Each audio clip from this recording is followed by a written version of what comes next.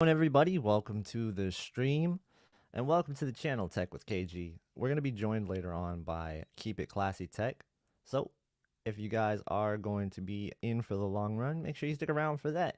And today, what we're going to do is we're going to answer a bunch of your questions and also go over a couple of things that have been going on in the tech world, in the TV buying world. There's a lot of new price drops, and it's kind of getting into that season now where we're going to be looking at some of the best TVs to buy, um, and what the best deals are. So it's going to be really nice.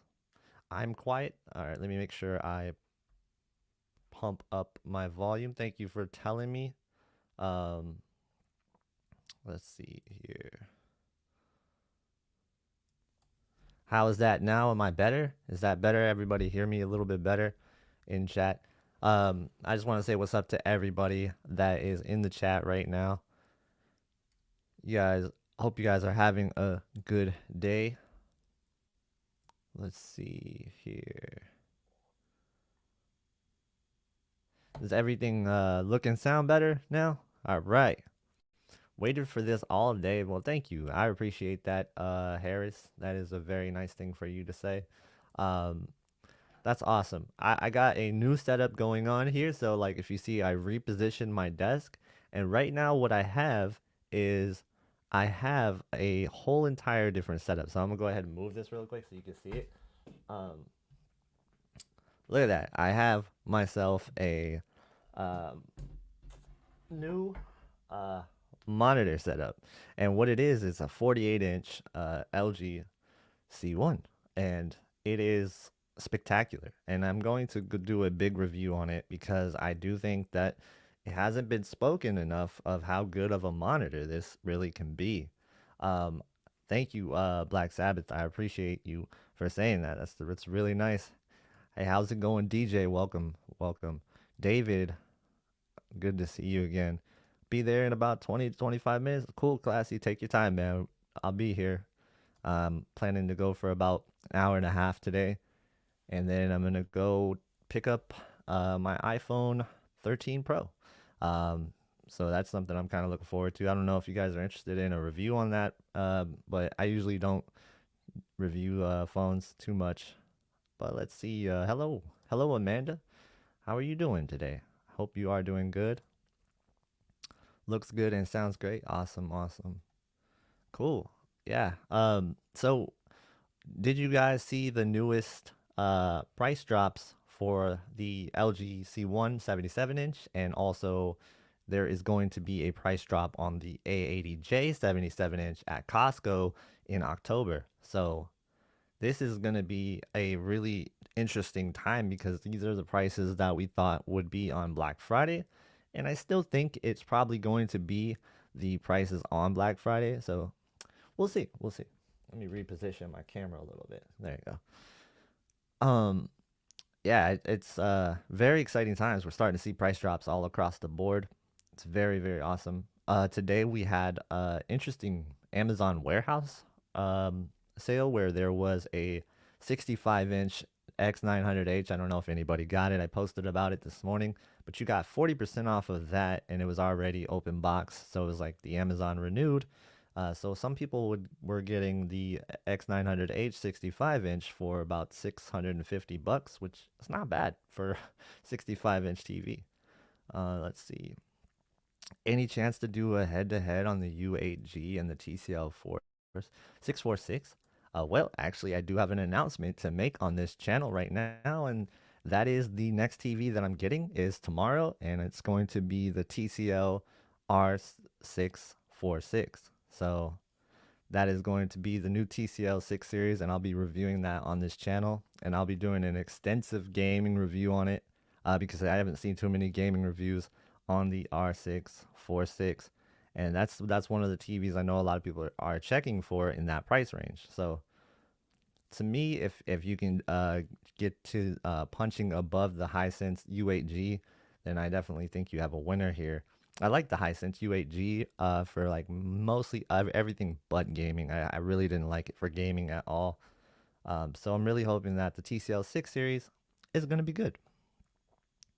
Let's take a look at that. while we let it fill in here. Corn Dog, hey, how's it going, man?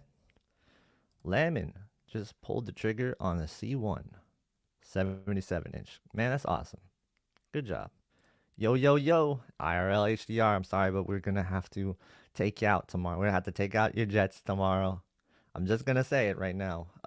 You already know who's coming. You guys are coming to the Mile High area, and it's not a good time for you guys, but it's gonna be all fun. It's gonna be fun. So I hope you are going to enjoy the game tomorrow.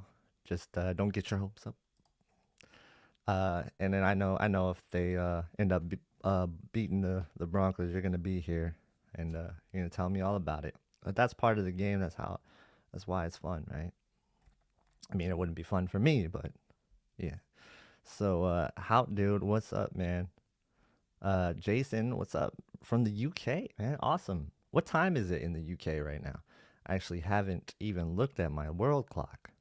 I need to have one of those up. It would be really helpful, uh, just to see where everybody is chatting from.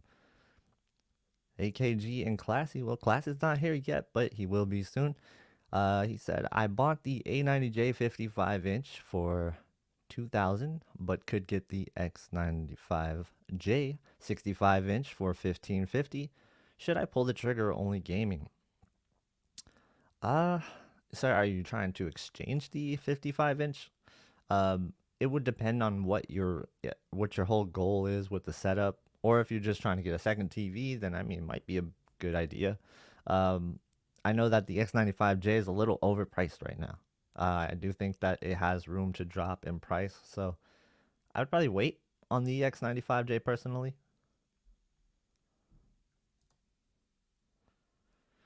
No offense to anybody, but your head-to-head A80J versus A90J was dope. Thank you, thank you, thank you. I had fun making that. That was a blast.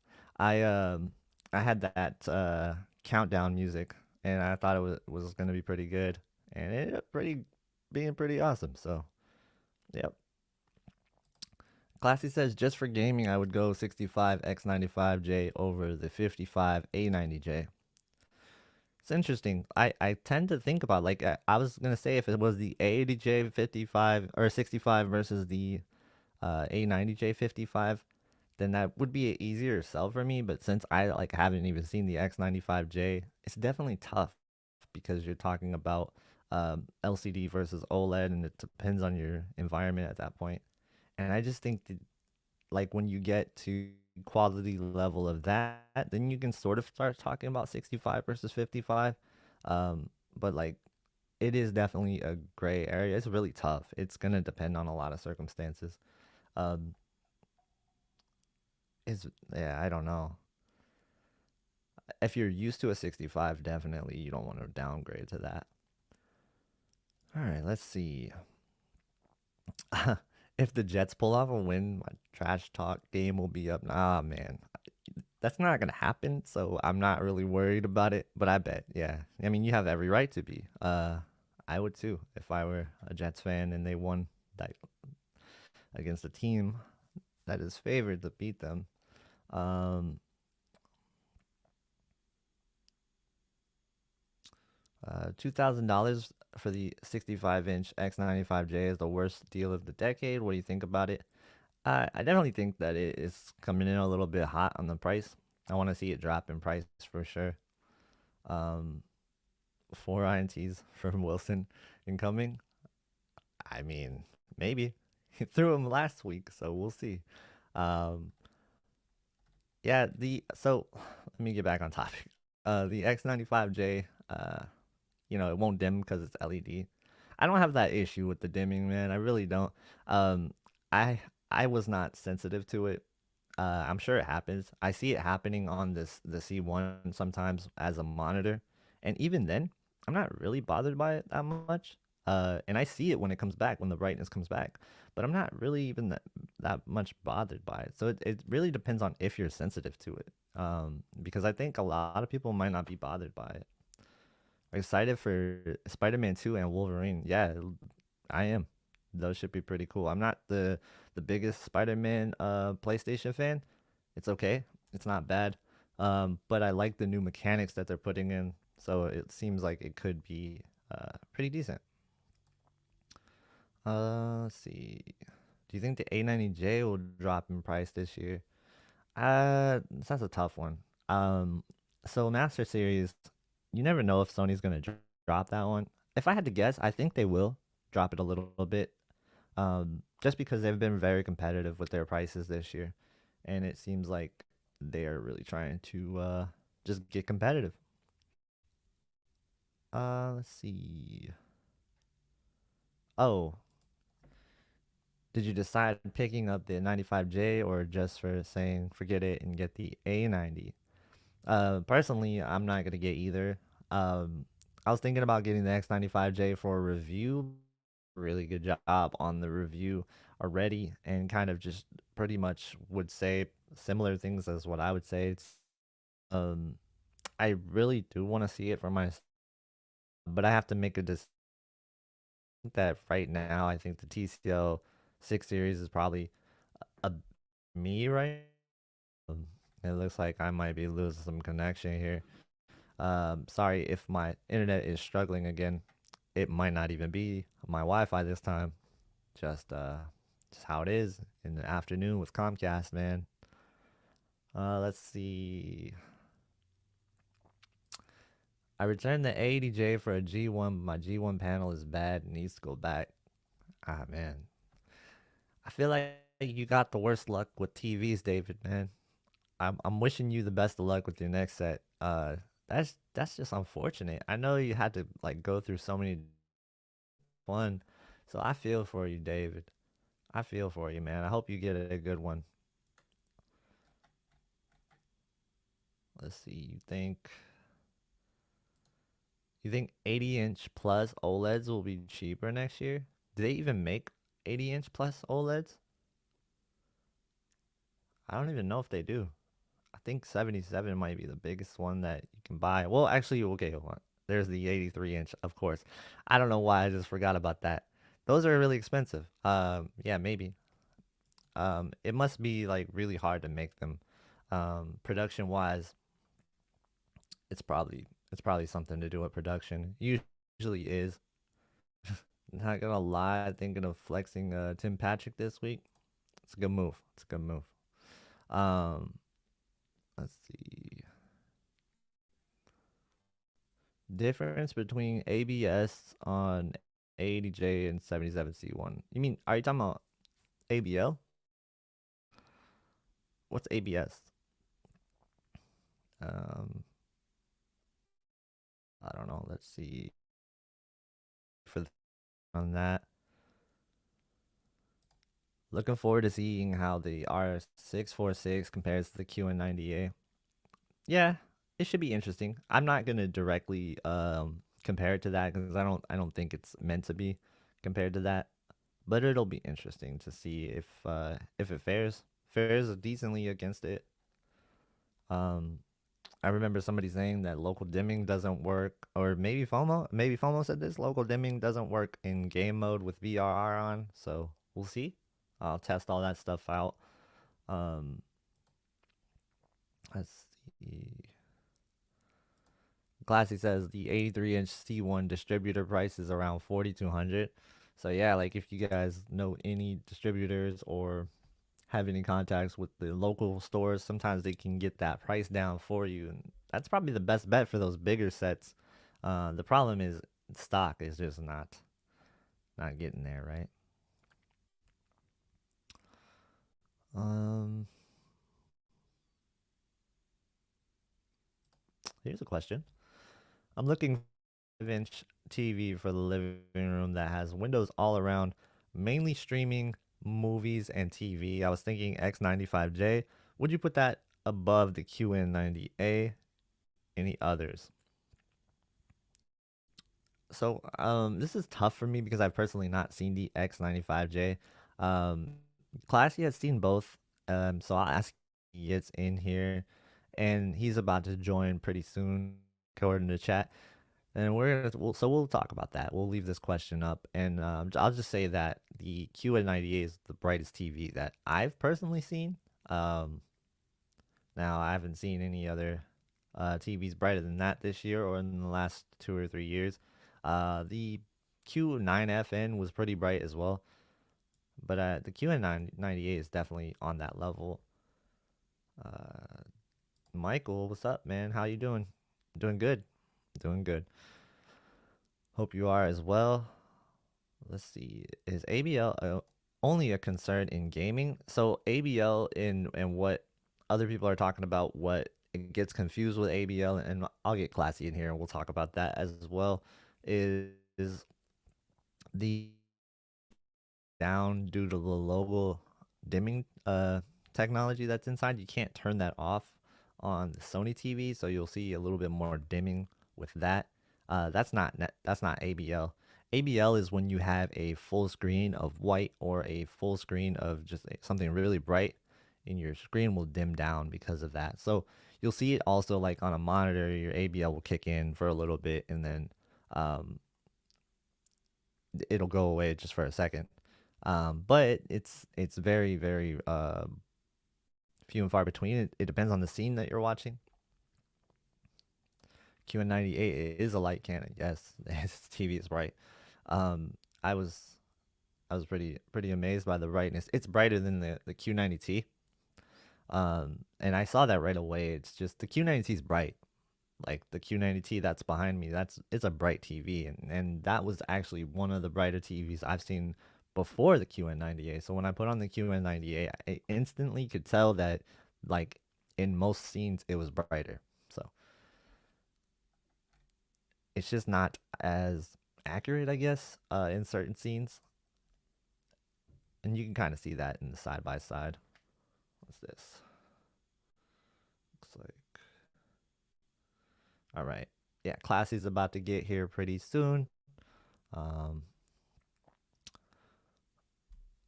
let me read chat.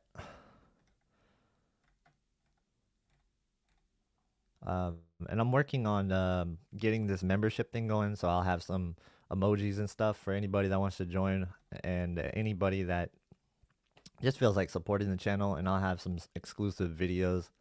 So I'm trying to get all that stuff in the works. I don't know if you guys want some specific emojis or something. You can just like request that. Let's see. Thinking of reviewing any QNEDs. So I was looking at some of the QNEDs. They're interesting. Um, I haven't really decided on that yet. I'll see where I'm gonna go with TVs after the 6 series, and we'll see. I might pick something up on Black Friday sales or something. We'll see. We'll see. It's always changing. I could just bought a new camera. Just trying to upgrade this whole setup first, and then I'll work on getting like TVs personally for myself. But right now, it's mainly about the stuff that I need to get out there for review. Some great questions, and I'll tackle these questions once Classy is getting here. He's setting up right now.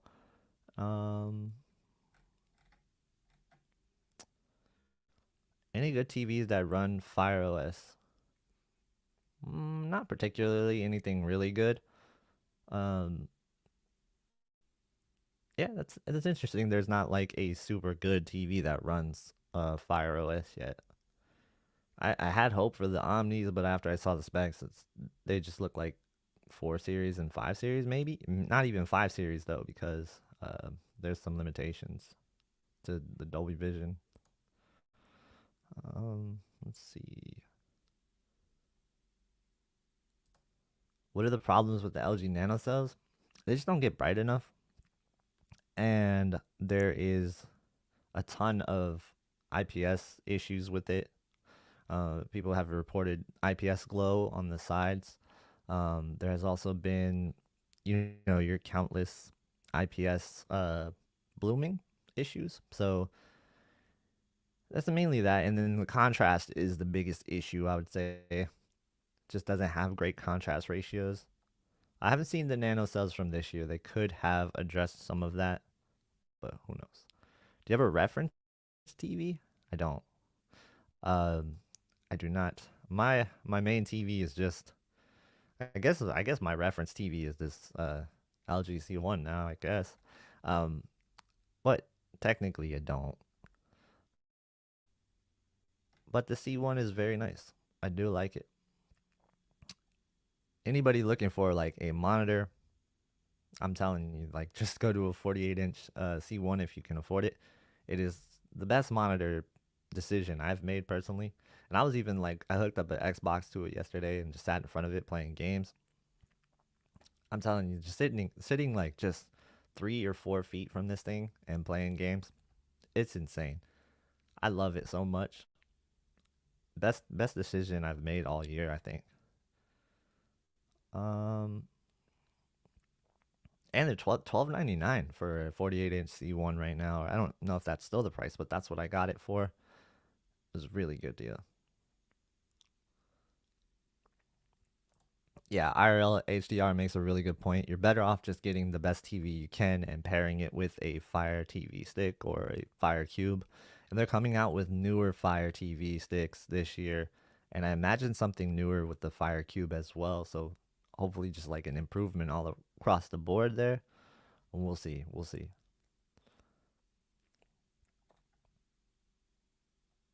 Have you ever shared your screen on your 48-inch monitor? What do you mean by that?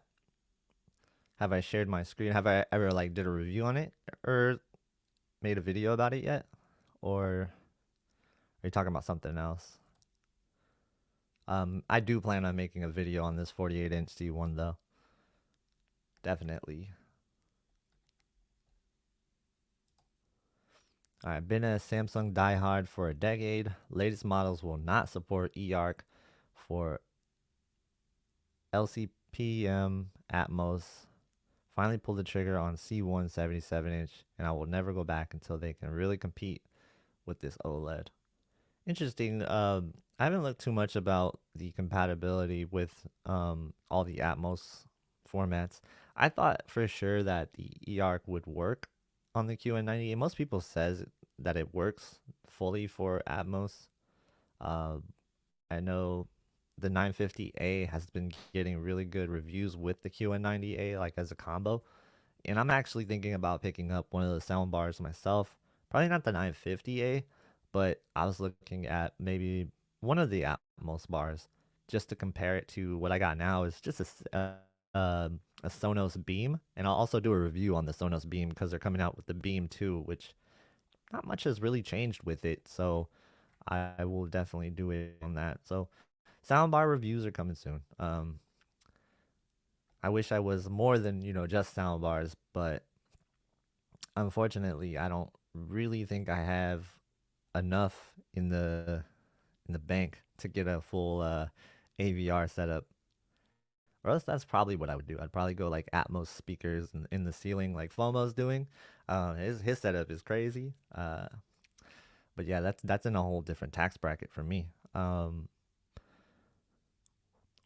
What up, Aaron King? Taking order of my 77-inch C1 next Thursday. Awesome, man. I hope you enjoy it. C1 is a great TV. Great TV.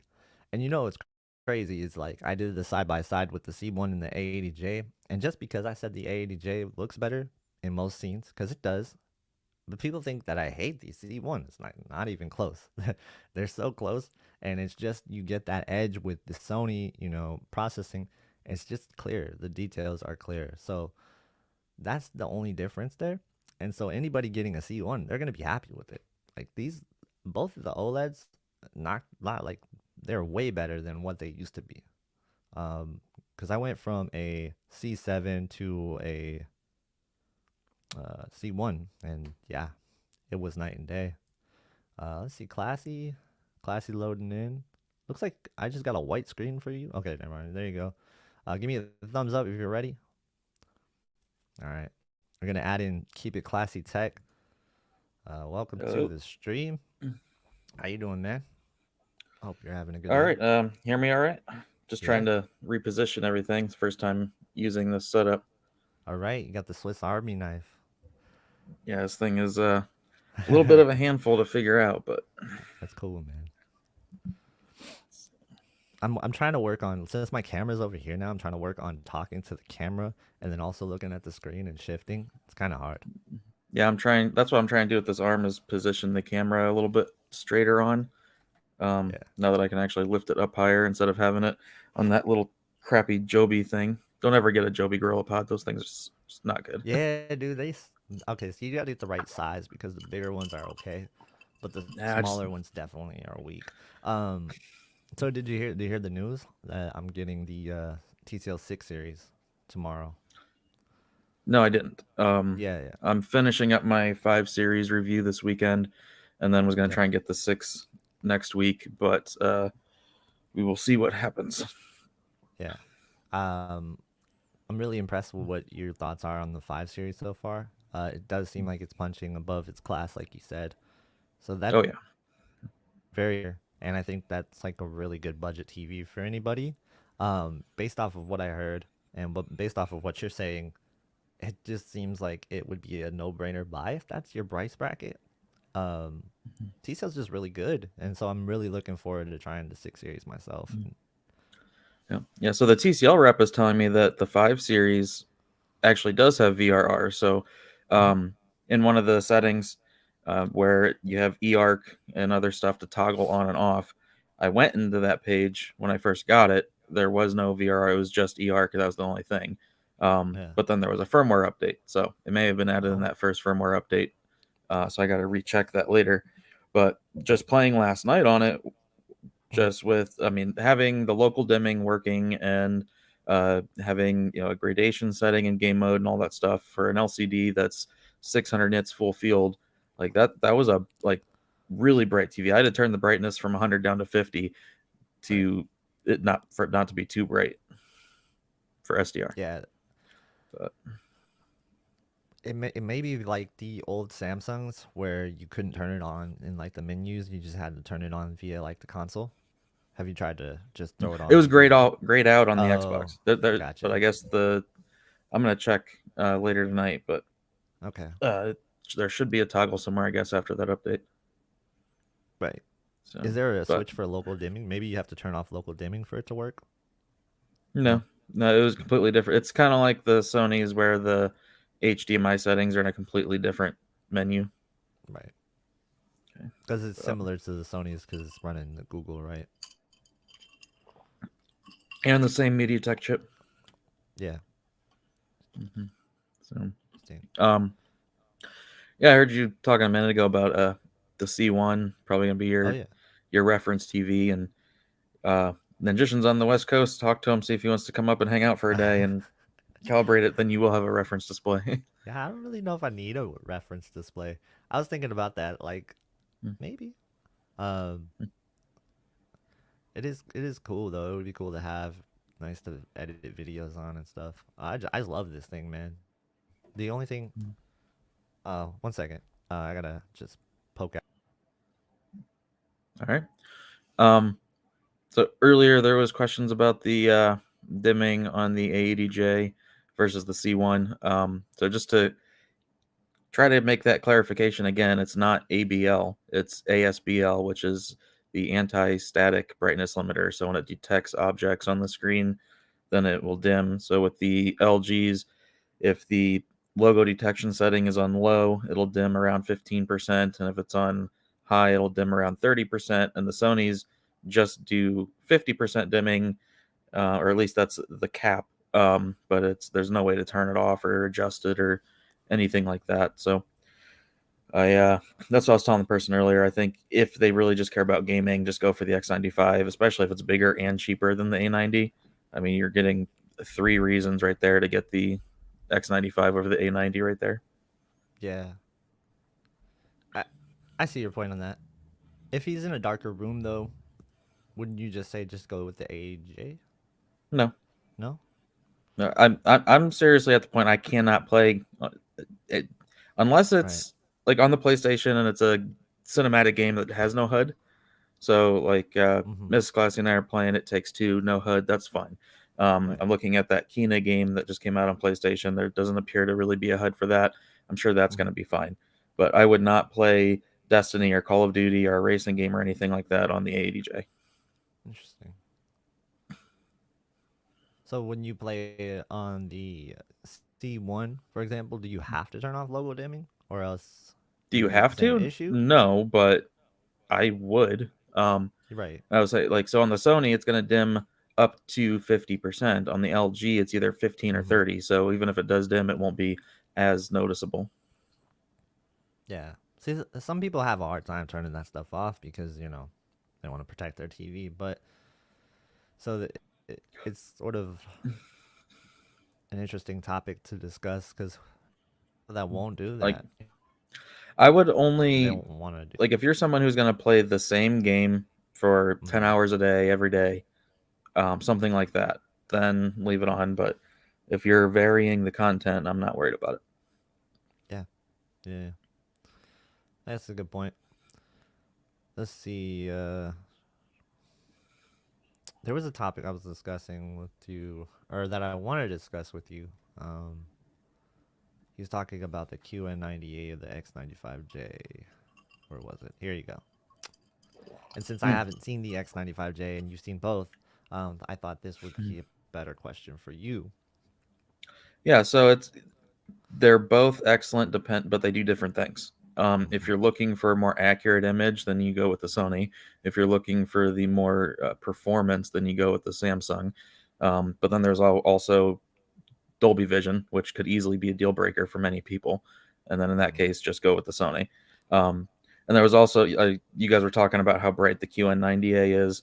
And I Yes. cannot stress enough, the 900A makes the 90A look like an old OLED. It is no contest. The 900A is so much brighter. It's insane. Um, Oh man, not you're in making me like want to like really spend high money on APL this thing. scenes. Yeah, not really high APL scenes. They're about the same maybe, but anything that's like a smaller highlight or whatever, the 900A really is so much brighter. Yeah, you're Like gonna just see no like contest. a CNN report about Mhm. a small YouTuber goes into debt because he buys a 8K TV he doesn't need.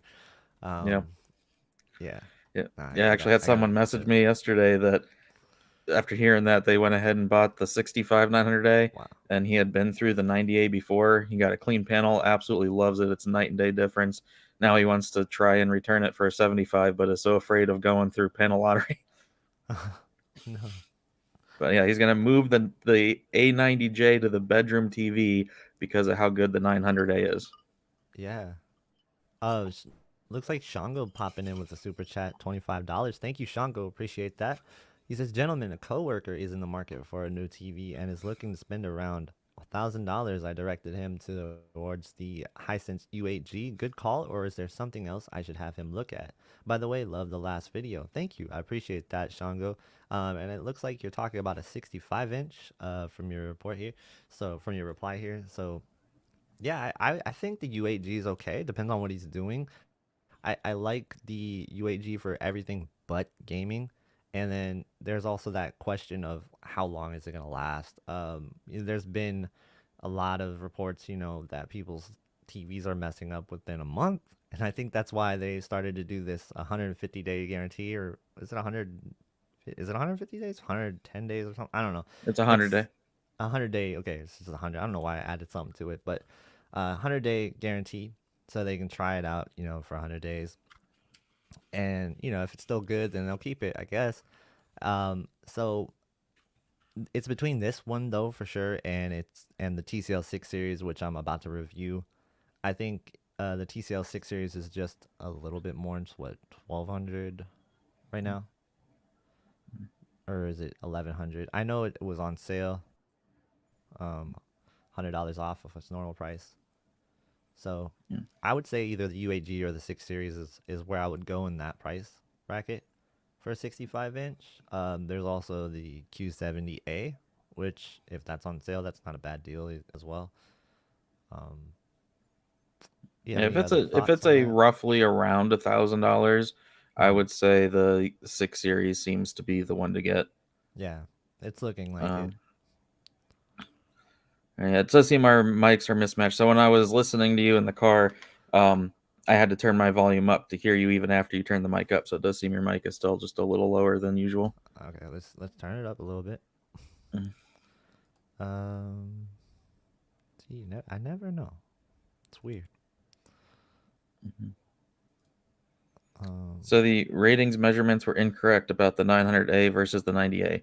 No, not so much. You can have measurements be one thing, but what you see in content be something else entirely. So I'm sure their measurements were fine. Yeah. It's just the processing and the local dimming performs so much better on the 900A that it really makes it seem like a different TV. Okay. How's this? Is this better? Nah, I'm clipping, but if you guys Hey, don't Michael. mind it, let's see. Here, I'll knock mine down a little bit too. All right. Then hopefully you won't have to adjust your volumes now. Yeah. What I do is I adjust it until I start clipping, and then when I start clipping, that's when it's like a no go for me. The problem is my voice. It doesn't get loud all the time, so gotta work on that. I'm trying to work on Mhm. that. That's why I decided not to go with a dynamic mic because I'm not gonna get right Yeah. up to it. So I'm just Yeah. keeping this mic. I got the little dead cat to put on it and a pop filter and this arm. So hopefully it sounds fine and you don't get the kids' noise in the background. Right. Let's see. There was another question. Hopefully, hopefully that helped out, Shango. Thank you again for that super chat. Let's see. There's another question here. Actually, a compliment to you, Classy. He Mhm, says, "Thank you for the settings video on the C1. Found it to be mhm, incredible." And he says, "In regards to mhm. the color temperature, do you see the same panel variance in the C1? And is warm 45 a good setting?" Yep. Yeah, I messaged him back that the C1s, or at least all the one sizes that I've had, were wait, have I? Yeah, I've had all the sizes except for the 83. Um, that they are still too cool even at warm 50. So that one you just put to warm 50. That's as good as it's gonna get without a calibration. Um, and then he followed up too with about the Nintendo Switch and how I was suggesting to use the black frame insertion on it Uh and huh. how it makes the Switch look like a modern, Super Nintendo on a CRT. Yeah, Looks so good. that's awesome. Yeah, Cool. did you try that yet? What? The Switch using black frame insertion on an OLED? Yeah, I tried a little bit. It looks good. Um, I like black frame insertion on pretty much anything though. Mm-hmm. Like I was playing Call of Duty last night with black frame insertion on. It's pretty incredible. Yeah. Um, let's see. You just have to know that it does, dim it down a little bit, which I guess I don't really mind it honestly. Um, it would depend on the game I'm playing though. I guess if I'm playing a brighter game, I probably wouldn't put it on.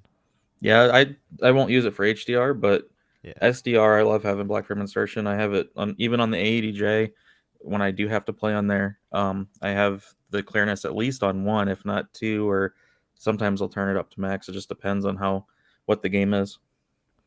Yeah, and then so Arting's measurements were incorrect about the QN900A versus QN90A. It's hard because they have different panels, and panel variance is such a big thing, especially when it comes to these measurements. I'm seeing that now, more and more that measurements really don't equal out Yep. at So all. yeah, I was saying like the measurements don't. There's no way the processing can really be measured, at least not Yeah, effectively yet. So I was talking with Stacy Spears at the shootout, and the new disc coming out does have some new patterns for like more of a real scene brightness test instead of just a black screen with a white box.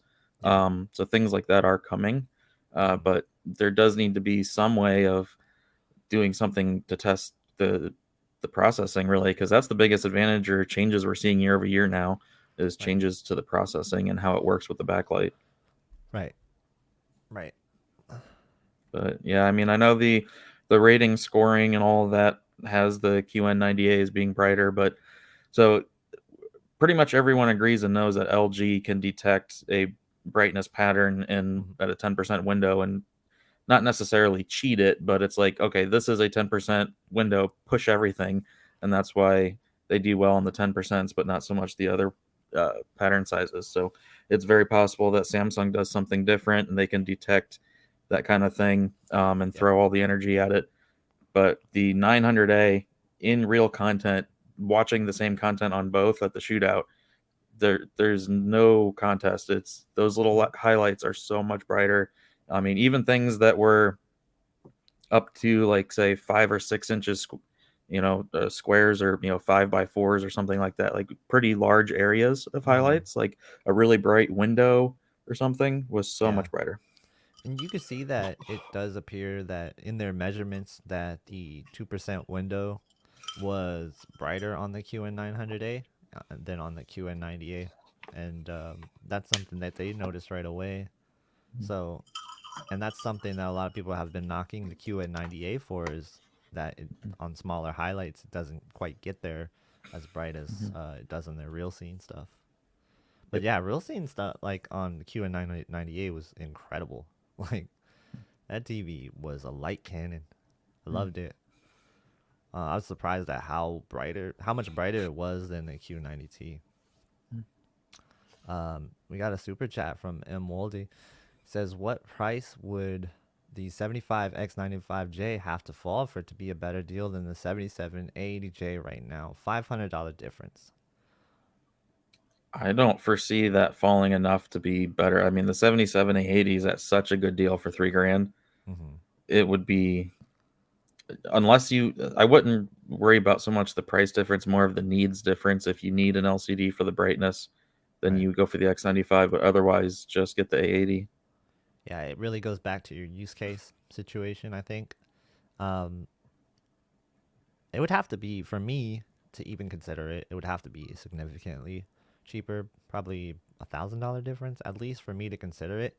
Hmm. Just because I do think that the A80J is really good, and I imagine that 77-inch is incredible. Um, Again, I haven't seen the X95J, so Yeah. I really can't speak on that, Mhm. unfortunately. Um, Yeah, I mean, I think the X95 is a really great TV, but the A80J is just simply better, unless you need the brightness, or when you factor in you can get an 85-inch in the X95. That's where, if they're the same price, that could be hard to decide because you're getting such a bigger screen. right. But that I wouldn't go for the smaller one unless it was maybe half the cost Yeah, and you were on a budget. right. So thank you for the super chat. Appreciate that.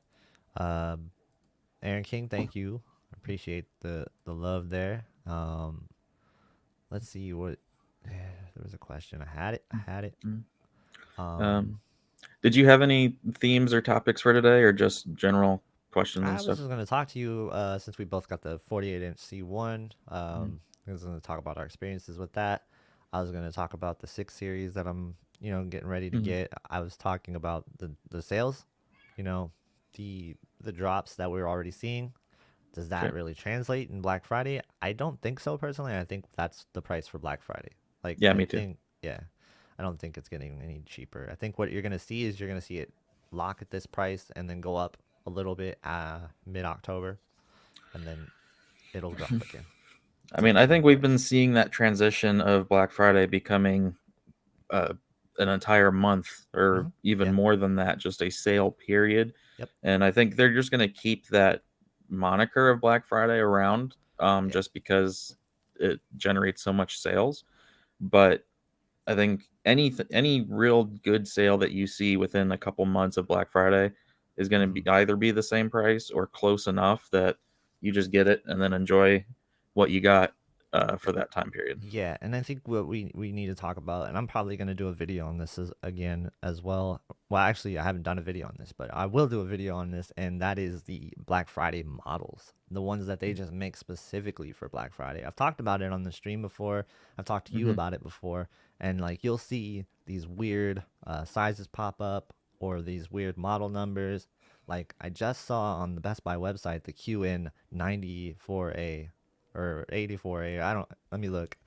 Um, it's a 75-inch for 2674 as their launch price, and I guarantee you that's probably gonna drop in price and gonna be like one of their Black Friday specials. Hmm. Um, Let me bring it up here. Uh, yeah, so you have to look out for weird model numbers like this. I'm just gonna put it up here because I think it'll catch it. You see it? Yeah, the Yeah, 84A. yeah, Hmm. and it's 2649. So Yeah, the QN84A, 75-inch for 2649. So that'll be interesting to see how cheap that goes and what the specs are on that. But typically, I try to stay away from those models because they're designed kind of just to sell it to you on Black Friday, and usually they strip something out of it, you know. So I'm curious to see what they strip out of it, if they strip anything at all out of it, and like what's it looking like. You know, maybe it's a 60 hertz panel, which would be weird, you know. But Who I knows with wouldn't what put it Samsung does? past I wouldn't put it past the Black Friday models because I've seen that where they drop like 120 hertz model to 60 hertz in that Black Friday model um thing. So you'll see that and you'll see a bunch more TVs pop up like that as well. Um I'm gonna turn my mic up again. I don't know why you guys can't hear it. And let me try this automatically adjust. How's this? Can you guys hear me a little? Um I don't know why that is such an issue. Cause it's really loud for me. Um, Is that the was that the Shure SM7 or something? Right. yeah, Yeah, I don't yeah, know. I've it's just seen pretty that loud. it's a clear, good sounding mic, but it is low on the volume side. Yeah. I have things to pump it up though. Like I have a really nice audio out. I have no problems getting to full 0 dB level. Hmm. And you're supposed to go below that even, so you don't clip. So I don't know what the issue is. It's something with StreamYard because I have no problem talking to people on it. You can hear me clear right now. You know. Yeah, Um, when it comes through to like like when if it we're comes talking to to this, each other, we come through yeah, louder in the it's so headphones than weird. we do It's so through the stream.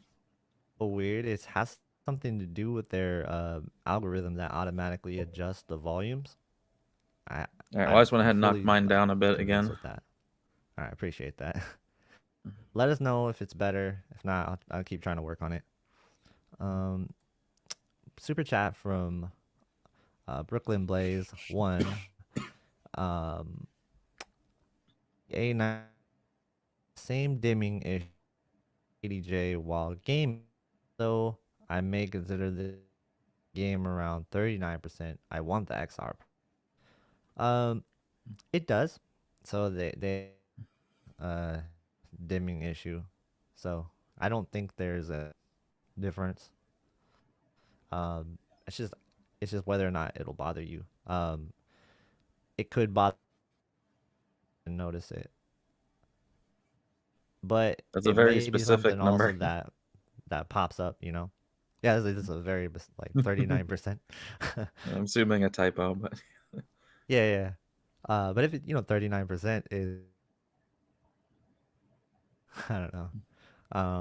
yeah, I think your I internet's think if cutting you're out. gaming 39% of the time, is it? I, all right, that's not good. Um, I'm I still think it's worth. That's still you're probably watching more movies and you want the XR processor. I would give it a shot, and if you get bothered by it, then return it, I guess. But um, I don't know. It just I wouldn't want to not try it because I do think the Sony TVs are really really good. Um, For experience.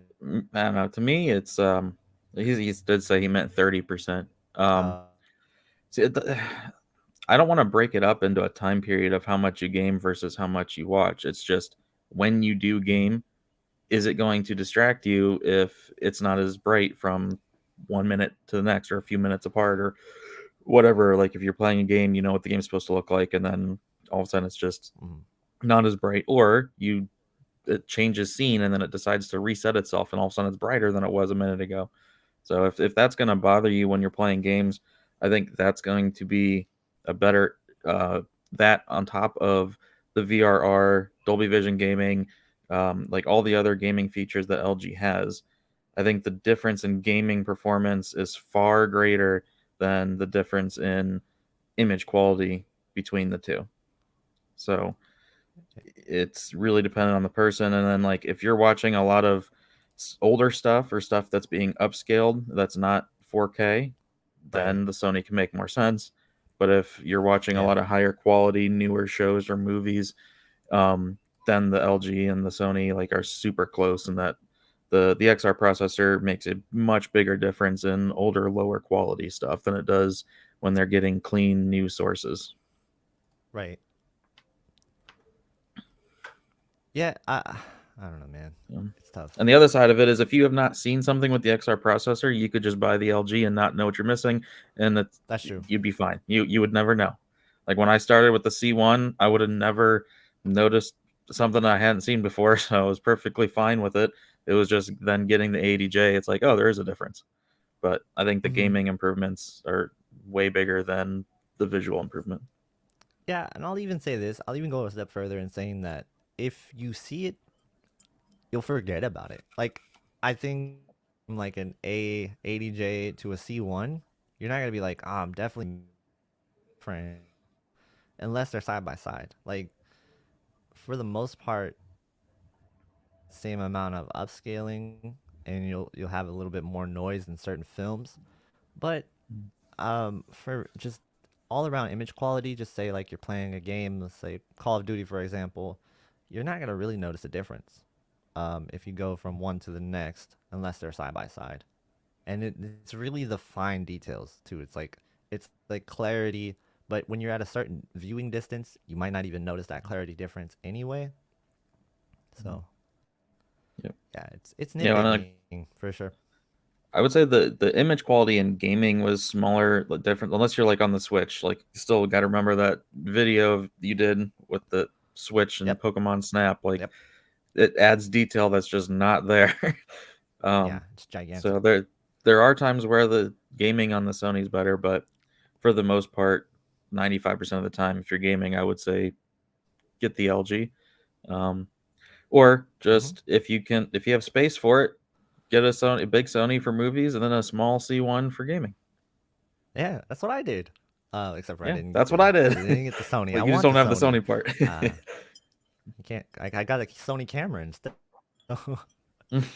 uh, cost about the same amount almost all together when it's all said and done. But that's besides the point. But like you make a really good point about the Nintendo Switch. I would say like if Nintendo's console, just get a C not a C1, get a A80J or a A90J. Like you'll love it. Like I'm telling you, this makes the Switch almost look like it's 4K resolution because it does such a good job at upscaling. It feels native 4K at times, and I saw that when I had it side by side with Pokemon Snap. And I'm telling you, man, I'm telling you, it may look like it's clear on video, but in person, it was even crazier. Just the amount of details it shows, the textures in like the rocks and like on the volcano that was in the example, or in the sand, like it's crazy. I might even post that whole entire video because it is interesting how much details it pulls through compared to the C1. Because the C1 Mhm. is very it's like it's your typical upscaled 1080p source. You know how it's like sort of blurrier, and you notice that it's upscaled. Like you can tell it's upscaled. But like with the Yep. Sony, it doesn't feel like it's upscaled. It almost feels like it is that native resolution. So they're definitely doing something crazy with the processor there and their upscaling in Yeah. general. Yeah. Before you get to the super chat, someone just brought up the VRR and Sony. So Hmm. I did see that the X1 processor TVs, so the X900H and the X85J, the VRR is in it's I guess it's past the certification part and it's in the testing firmware. So that should be in time for release in the next Nice. month or so, That's according to a crazy. post from somewhere else. Uh, but the downside to all this is because the X1 processor was there first. Hmm. When the update comes out, it's going to just the 900H and the 85J first. So the A80, the A90, the X90, and the X95, they're Hmm. still waiting, and hopefully they'll get the update by Christmas, but Right. we'll see. All right. So I did boost my volume a lot more, and I'm clipping so hard right now. But if you guys could hear me better, just let me know. And what's Um, weird is you sound the same to me. that's wild. That is insane. All right. StreamYard has some weird stuff going on for sure. Mm, All right, let's get to these super chats. Ryan, Ryuan, I think, mm. yeah, I guess that would be like Ryun. Uh, thanks to you guys both. Amazing stuff. The C1 77-inch. I have heard various stories about panel manufacturers. How can I determine where my panel was made and which one is the preferred one? Thanks for all you do. So Classy has a really good tip for this one. Yeah, at 77, it doesn't matter if it's LG or Sony. They're all Hmm. the Guangzhou WBE, or what's used in the Evo marketing. So there's no panel lottery there. Right. And for the 80J, is that the same thing? Or Yep. is that one? Okay. So all the I mean, that 77 is subject inches, to no change matter because they what. are going to start making those panels in Paiju as well. Just Hmm. so far, it still hasn't appeared in anyone's TV that we've seen yet.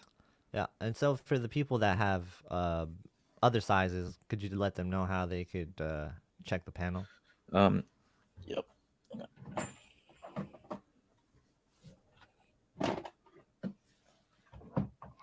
If you have an LG, you just get one of these remotes. They're like $7. Um, and then that's how you can get into the service menu, and then you can read the code and see where your panel was made. Yeah. If you have a Sony, you Not one of can't do these. it without a Spectra. Can't do it with one of these. No. Or if you have a Which is Harmony weird remote or because the it has Harmony app. numbers on it, you know? Like, There's a button called Instart that you need, and ah, it's not on there. gotcha. Thank you, Ryuan, for that super chat. Really appreciate you. Another super chat from John says, in terms of upscaling and motion, how well does the QN90A compare to the X95J and the QNED 90? So I can't speak on the 95J and the QNED 90, but Classy can because he's seen them. But I can tell you that the QN90A's upscaling and motion was incredible. It was really good. So, Yeah, it would go LG, Samsung, Sony, but the Samsung and Sony are very close. At mhm, least, uh, except for the upscaling, maybe give the Sony one extra point for the upscaling. right. But Sony's going to have the best of both upscaling and motion. Yeah. The Samsung's really close in the motion, Hmm. maybe a point less in the upscale. And then the QNED is roughly the same in motion, but the upscaling is a couple points behind.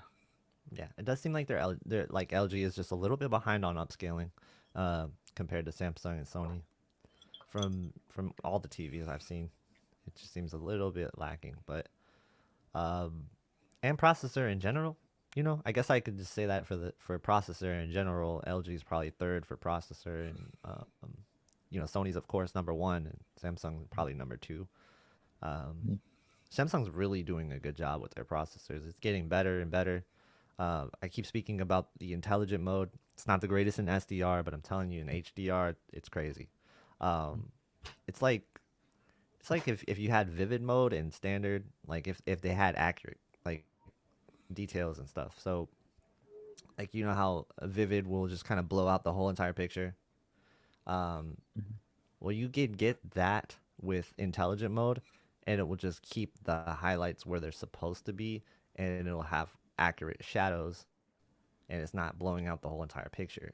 So like I don't know what they're doing with their intelligent mode, but keep doing it because it keeps getting better and better with each iteration. I love it. It's my go Samsung more than I use like any other setting, which is crazy because I would never say that. I usually just use like ISF on like the LG and stuff, um, typically, and yeah, I was blown away Yeah. by that. Yeah. Um, A lot of discussion still on the sound. So both of ah, us actually just changed our entire setup. So I have a new desk and a new multi-arm mount thing, and have everything resituated. Did some modifications to my mic. So I've actually yeah, turned my gain down to about 40% when normally it's like 70%. Um, so I don't know if it's just because the positioning is now better. I think before it used to be more talking down into it. Now I'm more straight at it. And mine is also a condenser. You have a dynamic mic, right. um, and I don't. So yours you have to get closer to. Mine will pick up more background noise though. Okay, I'm gonna get really close. Okay, now How does you're this louder. sound? This I'm louder now. Wow, I Yeah. wonder if like I have processing inside of my interface, and it sounds like really good for recording. So maybe it just doesn't translate with StreamYard.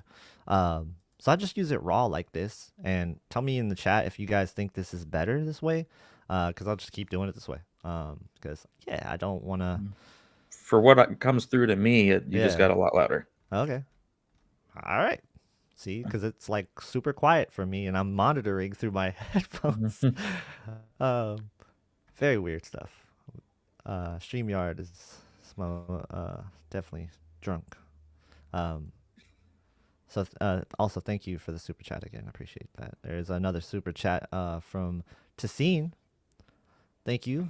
He says, very specific question. I have the X95J versus the A80J in a dark room for movies with only bright scenes. Which one should he go with? Dark room with only bright scenes. I mean, if it's a dark room, I would just say the A80 regardless. Yeah, the A80 gets really bright. Hmm. It is. It depends on if you're used. Are you used to that super like bright LCD brightness? Um, because I could see some people maybe. This is very close too, and I don't even think I would be disappointed by the brightness. Um, but if you're coming from say like a Q90T or a QFN or something bright like that, then maybe you would be thinking that the brightness is just not there. But if you're just coming from a traditional TV, you didn't really have anything crazy before, or maybe you had a plasma, you'll definitely think the A80J is plenty bright enough uh, for movies with bright scenes.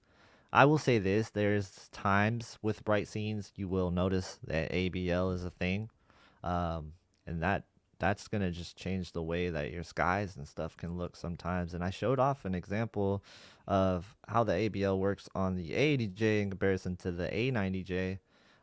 It's just less aggressive on the A90J, and you'll notice it sometimes on the A80J, but you really have to be paying attention. Um, and I think when you see it, you're probably not gonna be like, "Oh, that's definitely like dimmer," so to speak. But it can cause some sort of discoloration, is what I noticed. Did you notice that with ABL sometimes, or? Uh, it really depends. Like the scenes where that would affect to the point that you would notice are so far and few between. Mm-hmm. Um, Most outdoor scenes, even there's not enough white to cause that to be an issue. Um, but I Yeah. do gotta say, enough of the mustache jokes because that was a huge disservice that was done to Henry Cavill. So I don't like mustache jokes. Ah, wait. Do I have making mustache jokes about me? That's funny. Yeah, I like my mustache, man. I always do some weird we don't stuff with talk it. about Henry It's Cavill's mustache. it's good. It's good. Um, are you talking about how they photoshopped it, Hmm. or how they've edited it? Yeah, that's Yeah, hilarious, dude. mm, That looked so weird. I was yeah, like, what are you doing? I couldn't unsee it. So yeah. yeah. But yeah, I mean, depending on what you're watching, I mean, there would be a Hmm. case for the X95, but if it's a dark room, the A80 is going to be plenty bright enough for anything. Yeah. I do see this a lot though. On the topic of ABL, I do think that it's not discussed enough, and some people are saying, "Yeah, it's not a big deal. You can't see it that much." So I get both sides. Like, I do think it's not discussed enough because when you are talking about how it is versus an LCD, that is the OLED's weakness, in my opinion, is ABL. That's the biggest weakness of OLED. Um, when we're talking about versus an LCD. It also depends on if it's SDR or HDR and if you want an accurate image or an inaccurate image. Yeah. Because if it's HDR, then that's an absolute, and both will Hmm. be the same all the way through the range except for the brightest areas. Yeah. Um, and if it's SDR, well, then they technically should look the same. Yeah, a really good video. One of my favorite videos was the one that Vincent Tio did, where he showed, I think it was Lord of the Rings, where it was a really bright scene. He said your OLED's not bright enough to display this. Hmm. He did a very good example of why you would want an LCD for certain types of movies, or like if you're really interested in those very bright highlights. Um, I thought that was an awesome video, and shout out to Vincent Tio because like he is great at making those types of videos, Mhm. and he's really people always say that he's biased towards OLED, and I never see that. Like I don't think that he's biased towards OLED or LCD.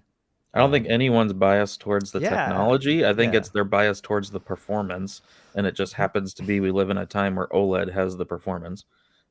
And Don yes, B is saying like, yeah, the Matrix scene is one of the very few. yes. Um, Hockey, like if you're watching hockey, then Uh, yeah, go for an LCD. mm-hmm, Um, if you're watching nature documentaries and it's in Antarctica or something, go for an LCD. But for the most part, just watching bright movies or TV shows, um, and if you're in a dark room, the amount of brightness you get out of the AAD is plenty. mm-hmm, yeah. And speaking of like dimming, which is totally different than ABL, and we have to make sure we are clear on that. Dimming and ABL, not the same, not the same thing. It is totally different. And I can't stress that enough because there's so much confusion in that, you know.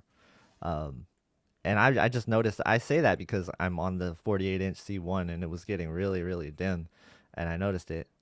Yeah, just turn off And your then logo detection setting and you'll be fine. I I I might. Don't worry about it. Just be happy with it, even if it's for Oh 4 years. man. That's you got your money's worth. Um, but I wasn't even that bothered. I saw the brightness come back, and I was like, all right, yeah, I'm not bothered by it though. It's not like because if it decreases in brightness, I don't really notice it, and plus I'm like thinking about it for a second. I'm like, okay, yeah, it's a little bit dimmer, and then when the brightness comes back, I'm like, oh, what happened? You know, like Mhm. I don't notice that it's dim until the brightness comes back. Is what Yeah. I'm saying. And that's kind of how it was with the ADJ for me.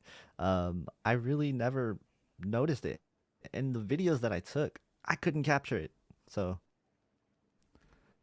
um, the fact that it's not an instant drop is why I say it's okay, I think, to give it a chance. Um, it's tough. It's tough though, because I could see it being more sensitive and something that could get annoying as time goes on, maybe for some people, and maybe even for me. And maybe it's something that I'll end up hating and I'll just turn off that logo dimming and be a man about it. Cause Mm. like I don't want to turn it off right now. I'm good. I I know. do a lot I'm of turning video off all editing and dimming audio. and Let's see. defeating the ABL, and I want it to be a monitor as a monitor should be, where it's not affecting anything. Because I don't want to Yeah. be in the middle of editing something and not seeing what I should be seeing. Right. All right. So super sticker. I want to shout out Sammy Debs for the super sticker. And he had a question above that, so let's go ahead and answer that.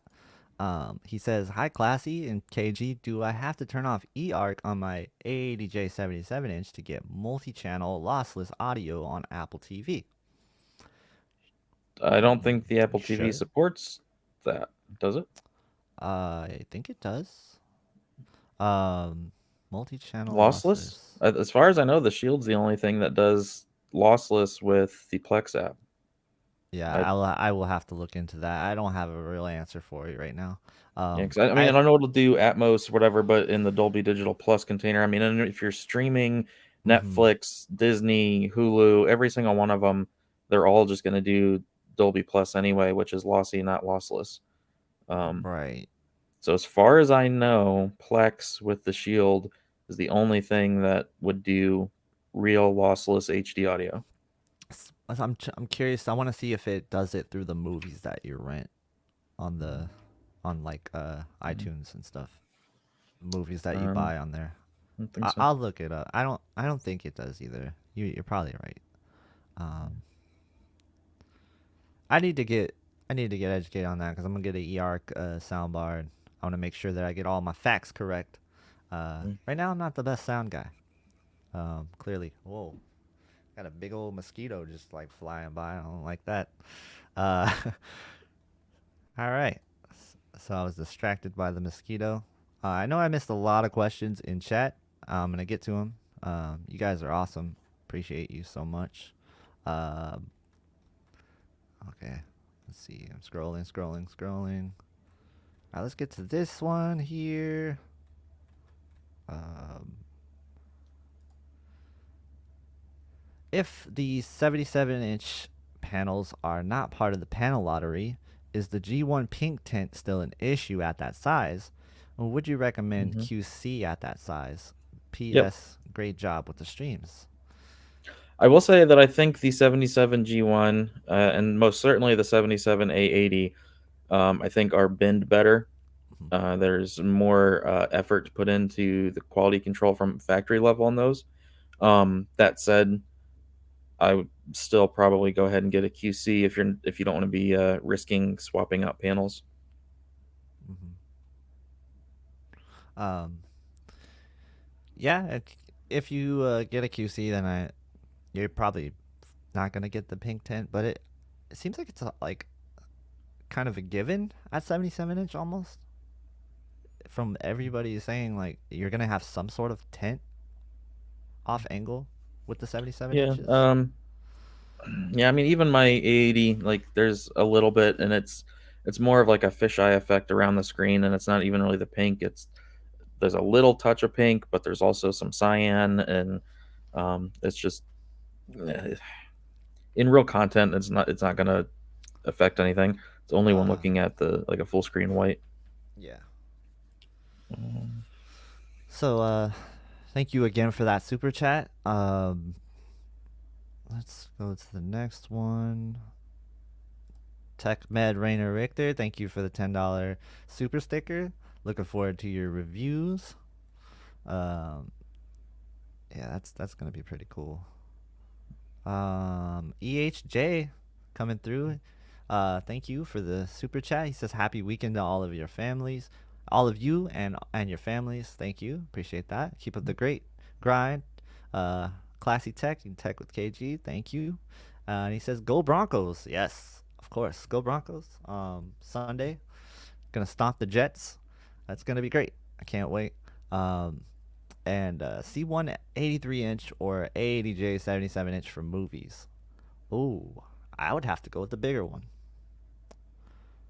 Um, I don't know. I haven't seen it though. Like, is it a huge difference? Like 77 to 83? Like, are you there's a noticing huge a cost difference. right? But so, I Mm. guess size wise, like when you jump from 55 to 65, Mhm. I notice it. Uh, so sure when you jump from 65 to 77, you really noticed it. So from 77 to 83, what's the difference? Is it I huge? mean, it's substantial. Mm-hmm. Um, but you're talking what, 70 something percent price increase. Yep. So it's a yeah, if money's no question, then yeah, go for the bigger one. Right. If you're sitting far away and you can afford it, go for the bigger one. Um, Yeah. but if there is a budget in mind and you're sitting within 8 or 9 feet, you could probably make do with the 77. Um, if you're sitting closer than that, then probably just go for 77. Um, but I yeah, I guess. mean, part of me still thinks I should have went the 83 C1 because even if it does not have the upscaling ability of the A80, at least you have the size difference. Like, Oh yeah. I don't know. It's I go back and forth on it. So Right. Um, let's see. Oh yeah. So like for the size, I've been thinking about this. Is how close are people really gonna sit from these TVs? And 77-inch is really huge already. So you gotta be sitting pretty far, uh, away in order to like really notice a difference. Because if you're, I don't know, like say 5 feet away, it's probably gonna look pretty similar, right? 83 and a 77-inch at that distance. mm, So yeah, I is usually there like a say 1 foot diminishing for every return, 10 sort of? inches. Yeah. But some people So can't like decide their layout, So like mhm. if they can't uh, move their TV away from their couch more, or they can't move their couch back more, um, I think there is like that level where it doesn't make sense to go bigger for some people. Mm, I don't know. To me, that you can't. Like, if I could have 100 plus inch and be 8 feet away, I'd be happy. Yeah. I kind of use the bezel thing. Like if I'm seeing the outside of the bezels, then I might be too far away. Um, that's kind of what I've been doing. I don't know. This is tough. But price wise, you factor in price, and it's like no doubt I would just get the A80J. Especially you also say you're watching a lot of movies, and the Mhm. XR processor is gonna be better. Thank you again, EHJ, for the super chat. Go Broncos. Let's go down some more. Yeah, so for David Wieland, if you are sending the G1 back, um, I think you might just want to consider what I basically just said. If you go with an 83C1, if you can afford it, especially if you're 10 to 11 feet away, even though you are Yeah. trading off a touch of brightness going from a G1 to a C1, and you're trading off a touch of sharpness Mhm. and upscaling, at least you know you have a bigger size, and there is no other option for that aside from the A90, and that's a lot of money. So, being that you game and everything else, and I hear that the 83 C1s usually have pretty good panels, um, so that may be the solution for you. Yeah. Is the volume better now for everybody? Hopefully. Maybe that solved it. Maybe I just had that issue with the processing and the audio. If that's the case, I might just switch out my audio interface. I don't know. We'll see. It's been bugging on me lately. It's a good one. It's a good one. But yeah. Um. All right, guys. There's so many questions in chat. I'm just gonna scroll up and try to catch some. If you see one you like, let me know. I'll poke it out.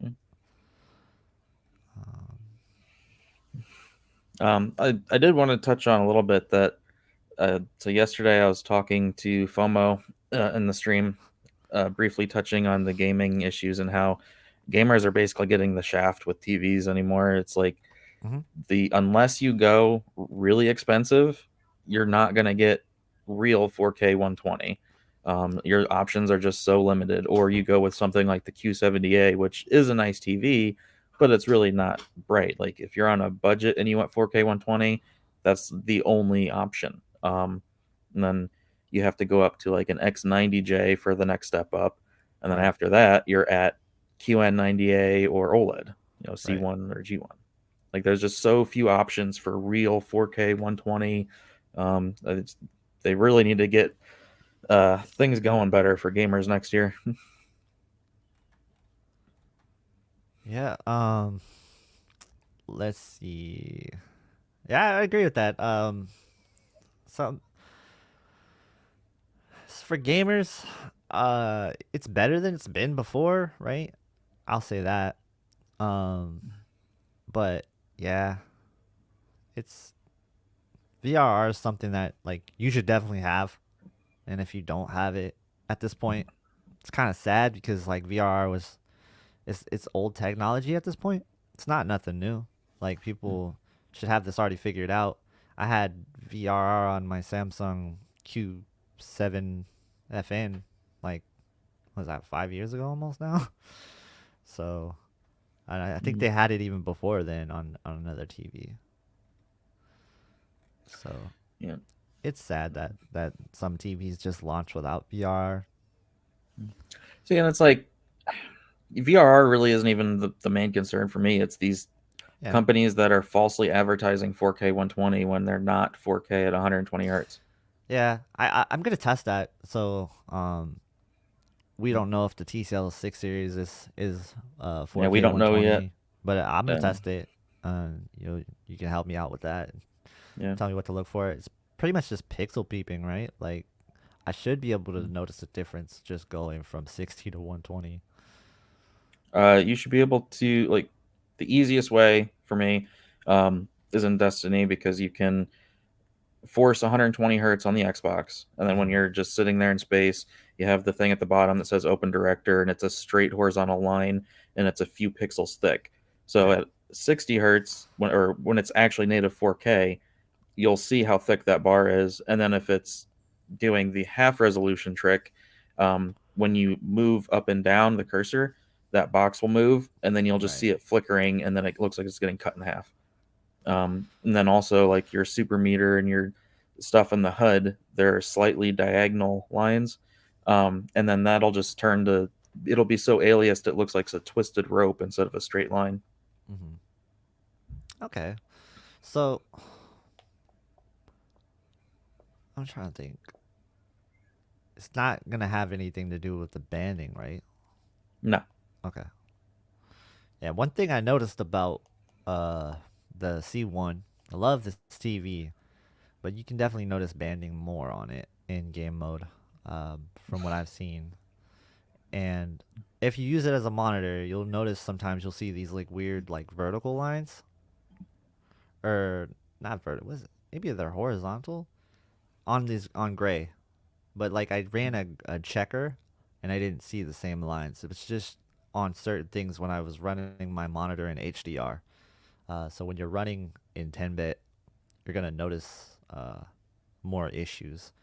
And there's also some chromatic aberration, like in the text as well. You'll notice that if you're ever using a C1 for a monitor.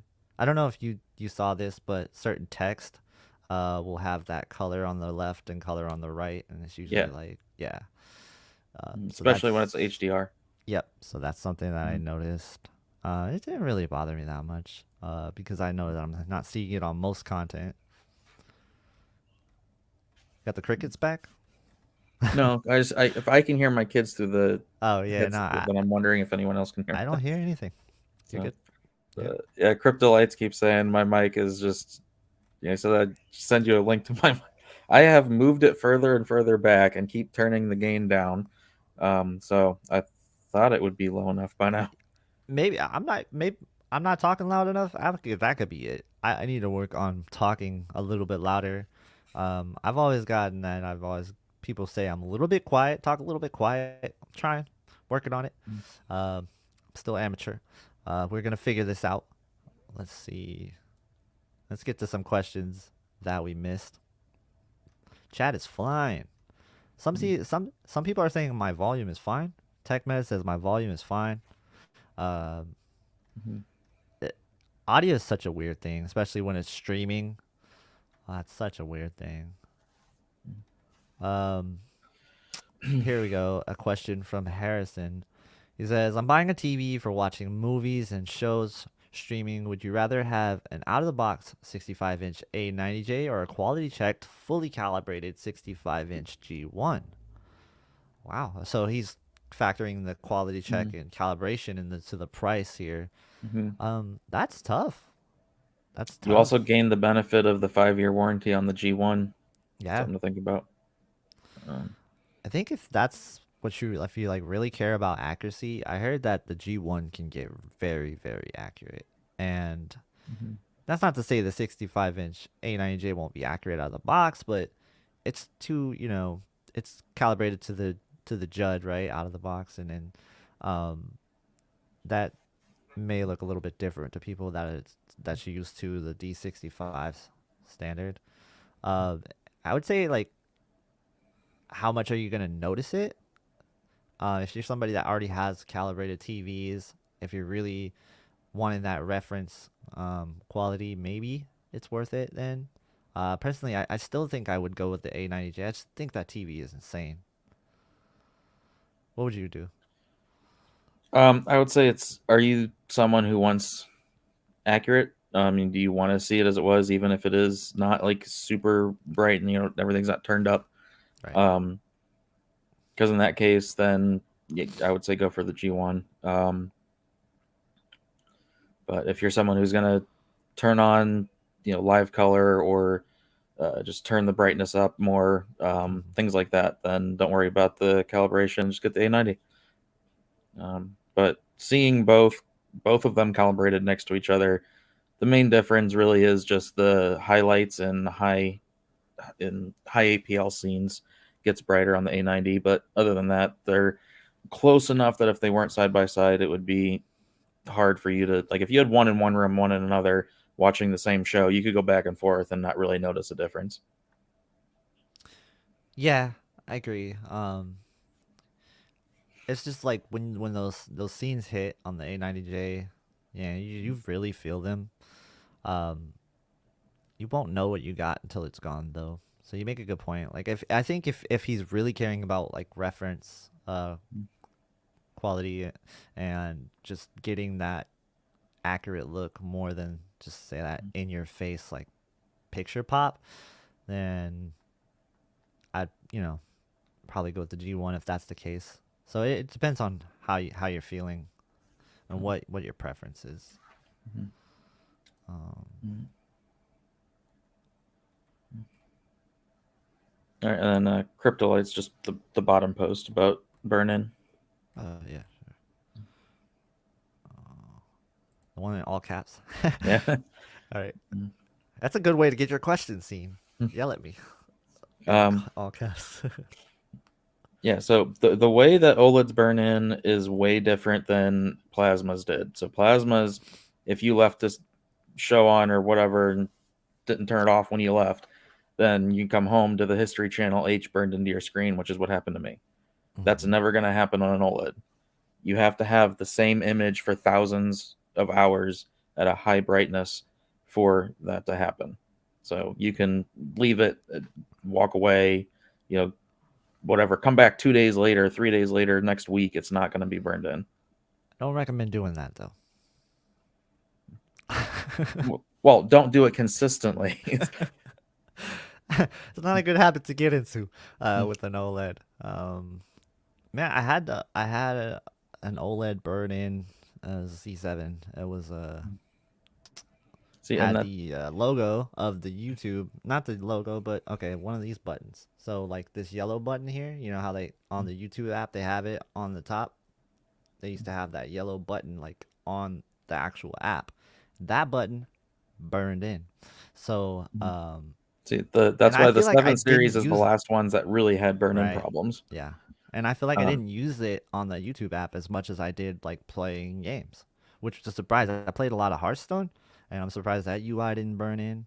I played, a lot of what else? Madden, and like, I'm surprised that UI didn't burn in.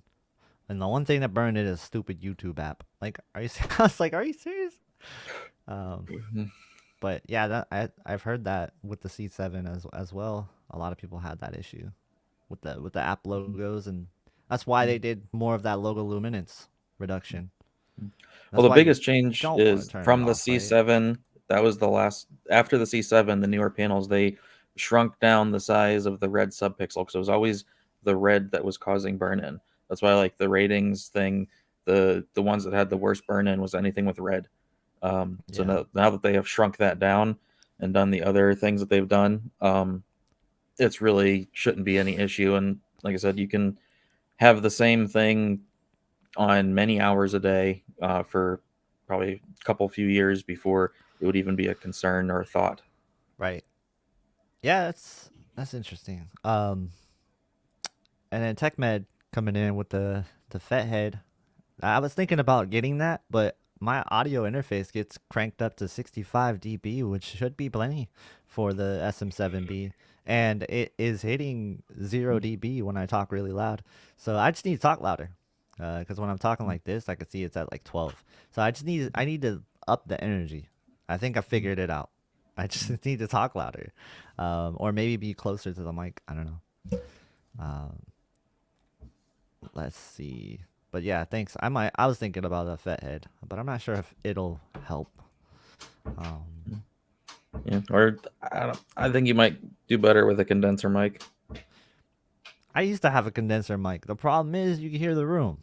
So like I'll be talking, it's a bit like you can hear the reverb and the echo, and then like if somebody's coming from the back, you can hear that, or like you can hear outside noises. So Yeah.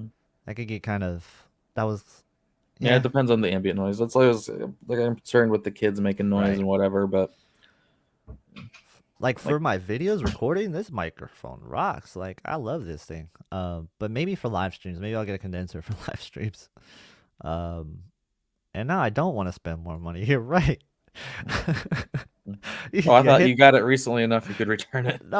I mean, I'm that's an not. expensive mic. I love this microphone. Like I really love this microphone. My favorite microphone before this was the SM7. No, sorry, the SM57 which is just a handheld dynamic mic. Yeah. And I actually had a really nice Neumann TLM 103 condenser, and I had been starting my videos on that 103 condenser. You can go back and listen if you ever want to. And it's really clear. It's really good. But I compared it then to my $99 just SM57 mic, and I'm like, not a huge difference. I'm just gonna go ahead and return this Neumann. It was an $899 mic versus a $100 mic. It wasn't a huge difference, and I actually think my voice like sounds better with the dynamic mic, because it projects what my voice actually is more. It doesn't try to color it or do anything crazy to it. So, and condensers, you have to worry like sometimes they color your voice and sometimes they can be really tinny, you know. So if you are having like a more like nasally type voice sometimes like I do, um it could really just not sound that pleasant when I get to a higher volume. But yeah, Mm. that was that was just me ranting about a mic, I guess. Yeah. um let's see, at least I was answering a question, so there you go. Mhm. My G1 has bad pink tint visible in content, 2 stuck pixels, and 2 dead pixels. That's terrible. David, you have the worst TV luck, man. That's I, exactly what the first 77C1 I had was that's like. crazy. I Pink don't, tint, 2 stuck, 2 dead. Exactly the same. knock on wood, at least unless I've never noticed it, I've never had a dead pixel or a stuck pixel. Like I'm knocking on wood here, but like I've never had one in all of my display experiences. You Um, probably have, but haven't seen it. it's possible. Hmm. It's So possible. yeah, that's something like I I when I think get I a would TV, notice I'll that I'll though. put on the different color slides, get right up to it, and scan the entire image for 15 minutes looking for dead pixels. Yeah, that's crazy. Like, see, my thing is, if I don't notice it, like just doing normal things, I'm probably not gonna check for it. So you're probably right. Maybe I had it and I just didn't check for it. Hmm. Um, but to that point, like, what's the point in checking for it if you're not gonna really notice it? It's just gonna bother you, you know? Um, Yeah. So yeah, but I'm more of the person that I want to know yeah, if there's a problem when it's in the return period, because I don't want I to feel see it that. 6 months from now and then be mad. Yeah, I feel that. Yeah, that's a good discussion about screen uniformity and issues that you can have out of the box, and that's I don't know. I go back and forth with that. Like, do you think everybody should check their LCD out of the box with like a dirty screen? Check Oh yeah, every I do. yeah, But again, that's what I'm saying. Like I want to know, so I know if I should return it. Because if I see it outside of the return period and can't return it, then yeah. I'm just going to be so mad. Whoa, your white balance just changed. Oh, you Yeah, messed I'm with it. sitting here scrolling. Okay. Hmm. I was like, you just turned yellow. Like everything just Yeah. turned yellow. Yeah, I didn't have it on the one for the like with artificial lighting, so it was looking a Oh, little too red. Techman says my voice sounds nice with the SM7B. Thanks, man. I think it does. And the MK4, is that the shotgun mic? That's interesting. Mhm. I haven't actually tried a Sennheiser mic before. I know they make really good audio. I've had some Sennheiser headphones. They broke, which is sad, but they were like the best headphones I've owned until I got these ATHs. But yep. Um, Yeah, I have the Samsung G Track Pro. I mean, I like it. mhm. It appears to be good. So that can pick up some background noise, but with some changes I've made, hopefully that won't be an issue. So, Yeah, but I don't know. I've been watching a lot of podcast stage on YouTube. The guy right. does the microphone reviews and does it from different angles, spinning it around and comparisons and stuff. Hmm. Yeah. So Casey says he didn't check his X95J for dirty screen or grid until he noticed it in content. That's kind of where I'm at. Like when I start to see it in normal content, I'm like, hold up, let's check this. Let's make sure everything's okay. Um, because you'll notice it if it's bad, you'll see it in content. Even if it's not that bad, you'll still see it in content. If you're looking for it, you just gotta know what to look for, right? So I guess in a way, I sort of do check for a dirty screen effect. I just check it in my own way, right? Like I'll pan the skies in a game. I think personally that's probably one of the better ways to check it, or play like a racing game, where it's constantly scrolling when you're going through. You see the sky moving, things like that. Uh, Side scrollers. Oh, Animal Crossing. I do when I got Animal Crossing on the Q90T, I noticed like dirty screen effect right away. It's kind of annoying. That light just went out. That's cool. Waiting for the other video light to go out. Um, I don't know, man. Don't buy cheap Amazon video lights. I'll just say that. I'll just say that. I have them plugged in and they just go out sometimes. I was gonna say mine just has a power cable and it just stays on. Yeah, no, I have it plugged in and it's just sometimes it just goes out. But let's see. Yeah, David Whelan, you're if you're 10 to 11 feet from a 77-inch, I think dead pixels should be the lowest concern because I don't think you're gonna see them in content. So like I know on mine that had the 2 dead and the 2 stuck, I couldn't see them beyond 7 feet away. So even if I had just the red screen up or whatever color it was appearing dead on, I could see it. And then if you walk back at like 6 or so feet, it faded away and it blended in, couldn't see it.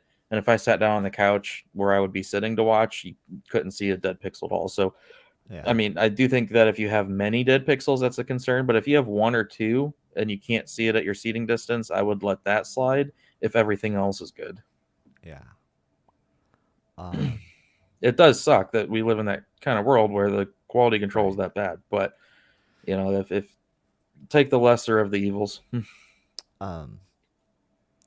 Yeah. It does suck. DSE can be really annoying sometimes. I've noticed that sometimes I'll be so fed up with DSE, I'm like, I'm never buying a Samsung again, or I'm never again. Like if I it depends on what TV it has, right? Like I've gotten to that point before, and then I started to realize like it's not really tied to the brand per se. It's just a defect sometimes you get with LCDs, and it sucks. Um, so like that's could how you might want to check out an OLED. You have to take the good with the bad though. Like if you get an LCD, you gotta expect some dirty screen effect maybe. If you get an OLED, maybe you'll get some vertical banding. ABL is a thing, so like you have your negatives with each thing, and so it's pick your poison, really. And that's how I've been looking at it. All right, yeah, David said that he sits closer when he games. Okay, so yeah, then if you can see a dead pixel at the distance you're sitting, then yeah, that would suck. That sucks. Yeah. And then IRL, I'm gonna be redoing some of my older videos with the new camera and just new knowledge. So yeah, there will be new C1 stuff, but Newegg just got the return yesterday, so I haven't even gotten a notification that they've shipped out the new one yet. So who knows how long Newegg takes to do an exchange? I haven't had to do that in a long time, and things have changed. So. Yeah. Hey, you want to know something? I noticed on the C1, like on the bottom bezel, there's like these little ridges. Like I don't know. It's like little. They look like almost like pinholes. Like on the very right and to the right of the middle and to the left of the middle. It's like little pinholes. Like little.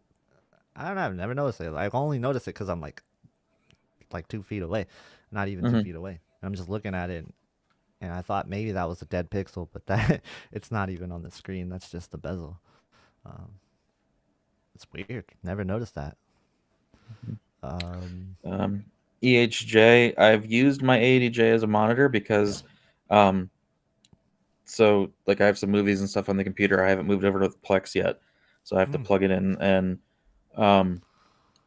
the annoying thing is if you activate HDR on it, then like you were saying earlier, the text, like there's a green line against text, but that's just the way that it is. So I don't know. It's fine as a monitor, but it will dim itself and Yep. whatnot. So it doesn't make as much sense as the LGs for a monitor.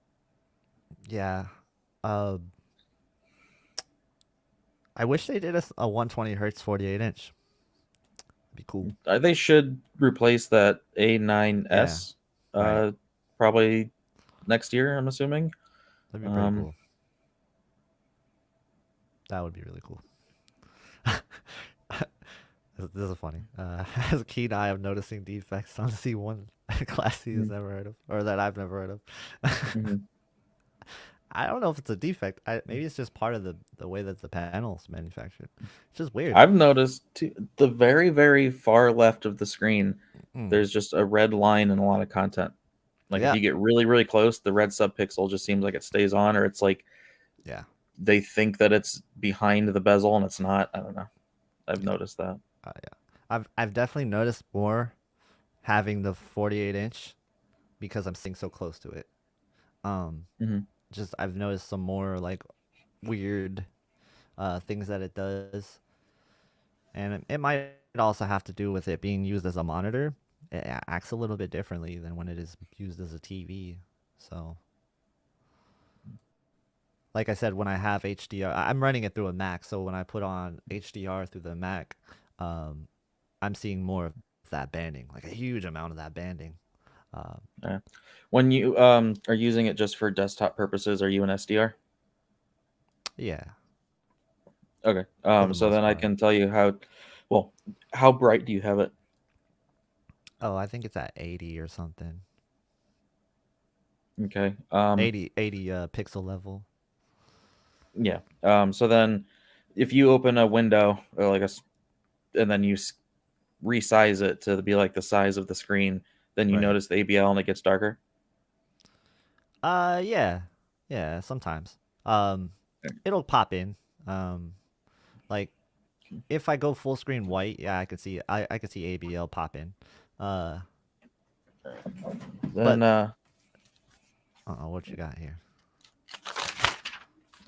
looking for my exact settings to tell you real quick. Um, where did it Secret go? notebook here. Yeah, say what you were gonna say. Oh, I don't know. You distracted me with the paper you pulled out. All right, yeah. So if you set your brightness to 90, your contrast to 80, then you have to up the color to 55 because the Okay. color is offset by the contrast. But that'll give you pretty much 200 nits all the time up to full field, so you have no ABL. Oh, all right. Interesting. And then I might also try your that. black level brightness, you'll want to give that a couple of clicks because you're definitely going to be crushing some detail right now. Over time, it'll brighten up. Yeah. Yeah, I was actually really surprised. You know how people were like, "Oh, you can't really use it as a monitor because of the pixel density or whatever," and I'm like, "Nah, I don't notice that. It looks incredible. Like I was blown away using it for a monitor, and I'm saying I'm gonna recommend this to anybody who needs a monitor. Like Absolutely. it is that incredible. Like Mhm. it's bright enough, and I so far I haven't had issue with it. It's really cool. Um, and one thing about having it on a Mac is that you won't be able to get it in 120 hertz, which sucks, but um, that's the limitations of the M1.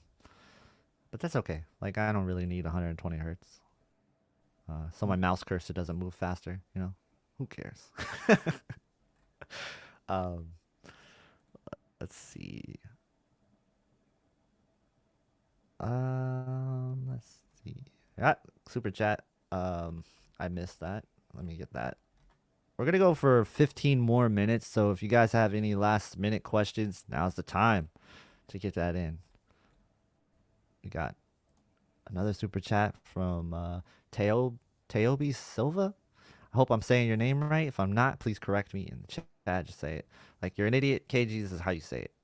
That's you just need to let me know because sometimes I don't say names right. I'm sorry. Um, when are you guys doing? When are you guys gonna start releasing Black Fridays? I'm looking forward to them. I'm planning to wait a little bit till the prices are starting to come out. Um, But I Yeah, may we be did doing one like some, speculating, but yeah, we did a speculation thing. But I plan on doing some Black Friday stuff for sure. Um, I know that's the time where everybody buys. So, um, and to be honest with you, I'm even guilty of that too. I'm like, I'll just wait till Black Friday. I don't want to spend money right now. So maybe Black Friday would be like, hey, this is the time to buy, and then you just buy. But yeah, I yeah, don't no, know if I'm gonna do videos, but I'll do streams talking about it. I yeah, just seem, I, yeah, it seems like something more for a stream than a video to me. right. I'll do both. Because I know there's some people that don't watch streams, and it's sometimes hard for people to tune in to me for 2 hours. I understand that. I understand. Watching me for 2 hours, I can't even watch myself for 2 hours. So, thank you to the people that do that. And thank you to Teobi Silva for the super chat. Thank you. Appreciate you. Um, here's another super chat. It says, money is no object, and 2020 TVs good enough to not want 2022 models. I would say like for the 2022 models, there's not going to be anything significant that I can think of off the top other than that Samsung OLED thing, right? Like that's still the big mystery on what it's going to be. And then of course you have maybe LG getting into the heatsink game. You can see that, right, with the new SKU. Um, I don't see Sony going with mini LED or anything like that. I don't see anything dramatic like that. Um, I see Samsung sticking with mini LED. I don't see them picking up Dolby Vision unless that's something that they add to their OLED. Um, but I don't see them adding it to their LCDs unless they pick it up for their OLED, of course. And then it would make no sense to just add it to all their TVs if they got a deal. Um, eh, you never know. Maybe 2022 models are going to be worth waiting for, but right now the 2021 TVs are really good. Like I would say they're really good for what they are. Most of them are outperforming last year's models, which is a good sign. Which I guess would give you pause to think about if you want to wait for the 2022 models. What's your thoughts on this? Like, if you're not definitely needing a TV right now, money is no object. I think 2021 has been one of the biggest jumps we've seen Yeah. in a single year. Hmm. Um, Maybe 2020 doesn't count, so maybe it's technically like a 2-year jump. So I think that like next year is going to be more refinements of what we have, nothing really new. So I think Hmm. the A90J, I don't see it being replaced. I seeing that Yeah. the Master Series for 2 years. The A80, I can see being replaced, and the only change being that it's maybe the casing is built a little better, whatever the reason for the image retention is. I assume they'll Yeah. figure that out. Um, and then they should hopefully be all the new panels. Hopefully LG will get through all of them, all the Yeah. old ones this year. And I think the same thing with LG, that the C2 is just going to be all the new panels. That, or they'll just, any leftover old ones should just go to the A2 or the B2 or something. Hmm. Um, I see the G2 pretty much just being a rehash of the G1. Um, and maybe we get an E series with the heatsink. Yeah. I agree. Samsung, their big thing is going to be the QD OLED, which is going to be too expensive and too small for most people to consider. And they're clearly focused on the 8K range. So I don't see much happening to their 4K TVs. Maybe they can move a little bit away from ADS, but I doubt that's going to happen. Um, so yeah, I think 2021 is been the biggest jump, and then the next year or two, maybe 3 years, is going to be refining what we got this year before anything really big or new happens again. Right. Yeah, I think that there's that. My fear is that we're not gonna see a change in the chipset. Like I don't think we're gonna see Mhm. all of a sudden multiple HDMI 2.1 ports. I'm not seeing that just because of the shortage that there is right now in everything and the limitations they have at factories and just manufacturing seems to be slowed down a lot. So I don't see them doing anything like that, anything dramatic like that. So my fear is that the models are just gonna be a little bit better than 2021 models, but not like significant. Like I just see them being like small upgrades in certain areas. Kind of like we seen for like 2019 to 2022. Sorry, to 2020. It wasn't you know. So I can see something like that playing out. Sadly to say, one HDMI 2.1 port for Samsung still, I would guess. Yep. um, maybe they'll have two. Um, that'd definitely be an upgrade. Let's see. All right, so we're gonna go about 5-10 more minutes here. PS6 with 8K, 240 hertz OLED TVs in 5 years. I don't know. No. No, probably not.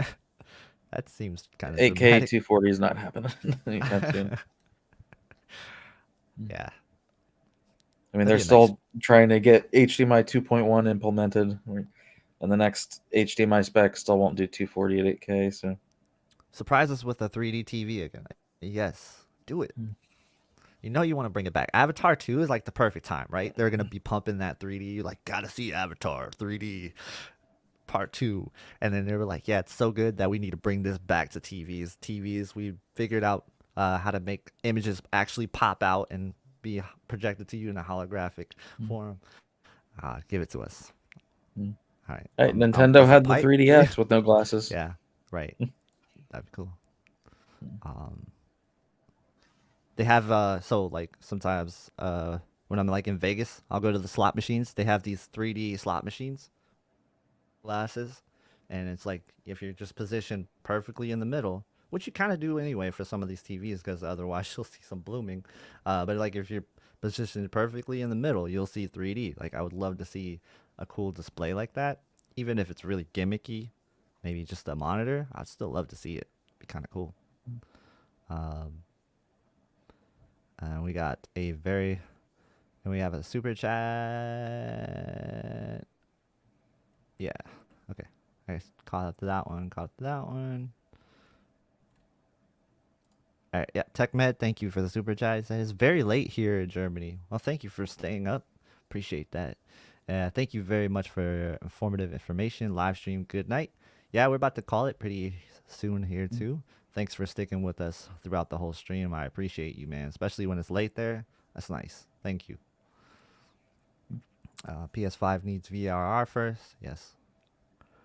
So what do you think? You think you're gonna start seeing PS5 VRR in the same time frame, winter? Like it's just gonna pop up, or they're just gonna be I like, don't know. I don't even think they updated anybody on it. So that's the sad part. Yep. Uh, Sony definitely does things a little bit differently. Like them, but they're a little different sometimes. All right, let's get like 2 or 3 more questions in. While I'm scanning for some questions, go ahead and let's see. You got anything you need to talk about before we kind of sign off? Not really. It's gonna finish this TCL 5 series review. Try to get the 6 series, and then I don't know. I need to get a new receiver, and that's putting a big dent in the no finances I had left. So Yeah. Oh man, trying to figure that out. it's And not then easy being a broke YouTuber. yeah, I'm I trying to mean, plan to go get my ISF certification in November. yeah, that's cool, man. That's gonna be expensive too, huh? Yep. Yeah. So, What's it cost for the licensing? 1,800. Oh, okay. So, Yeah, that's quite a bit, and then you got to buy some more equipment probably too, right? yeah, and travel and be there a few days, and yeah. Oh, and the equipment is Yeah. just No. the sky's the limit. Good luck. Anybody, if I missed your questions, man, I really appreciate you guys for asking them. Sorry if we missed them. Chat moves so fast, and I'm trying to keep an eye out on it. It's definitely hard sometimes. Um, Yeah, low to high asked if I played the Halo beta. yeah, I did.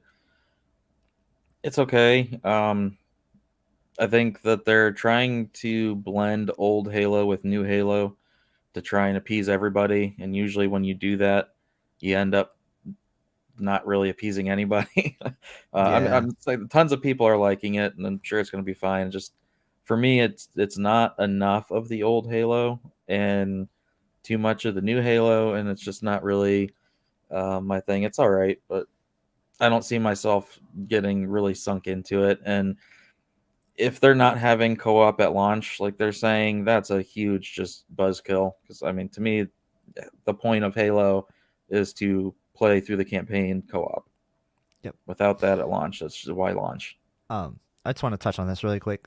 So is the Costco 7780J version okay to get? Yeah. Any version at Costco is gonna be pretty much the same as its counterpart. They only put the model numbers different, so they are not price matched. And also, sometimes, in very rare cases, they have like little additions to the TV itself. But it's very rare. I've only seen it a few times.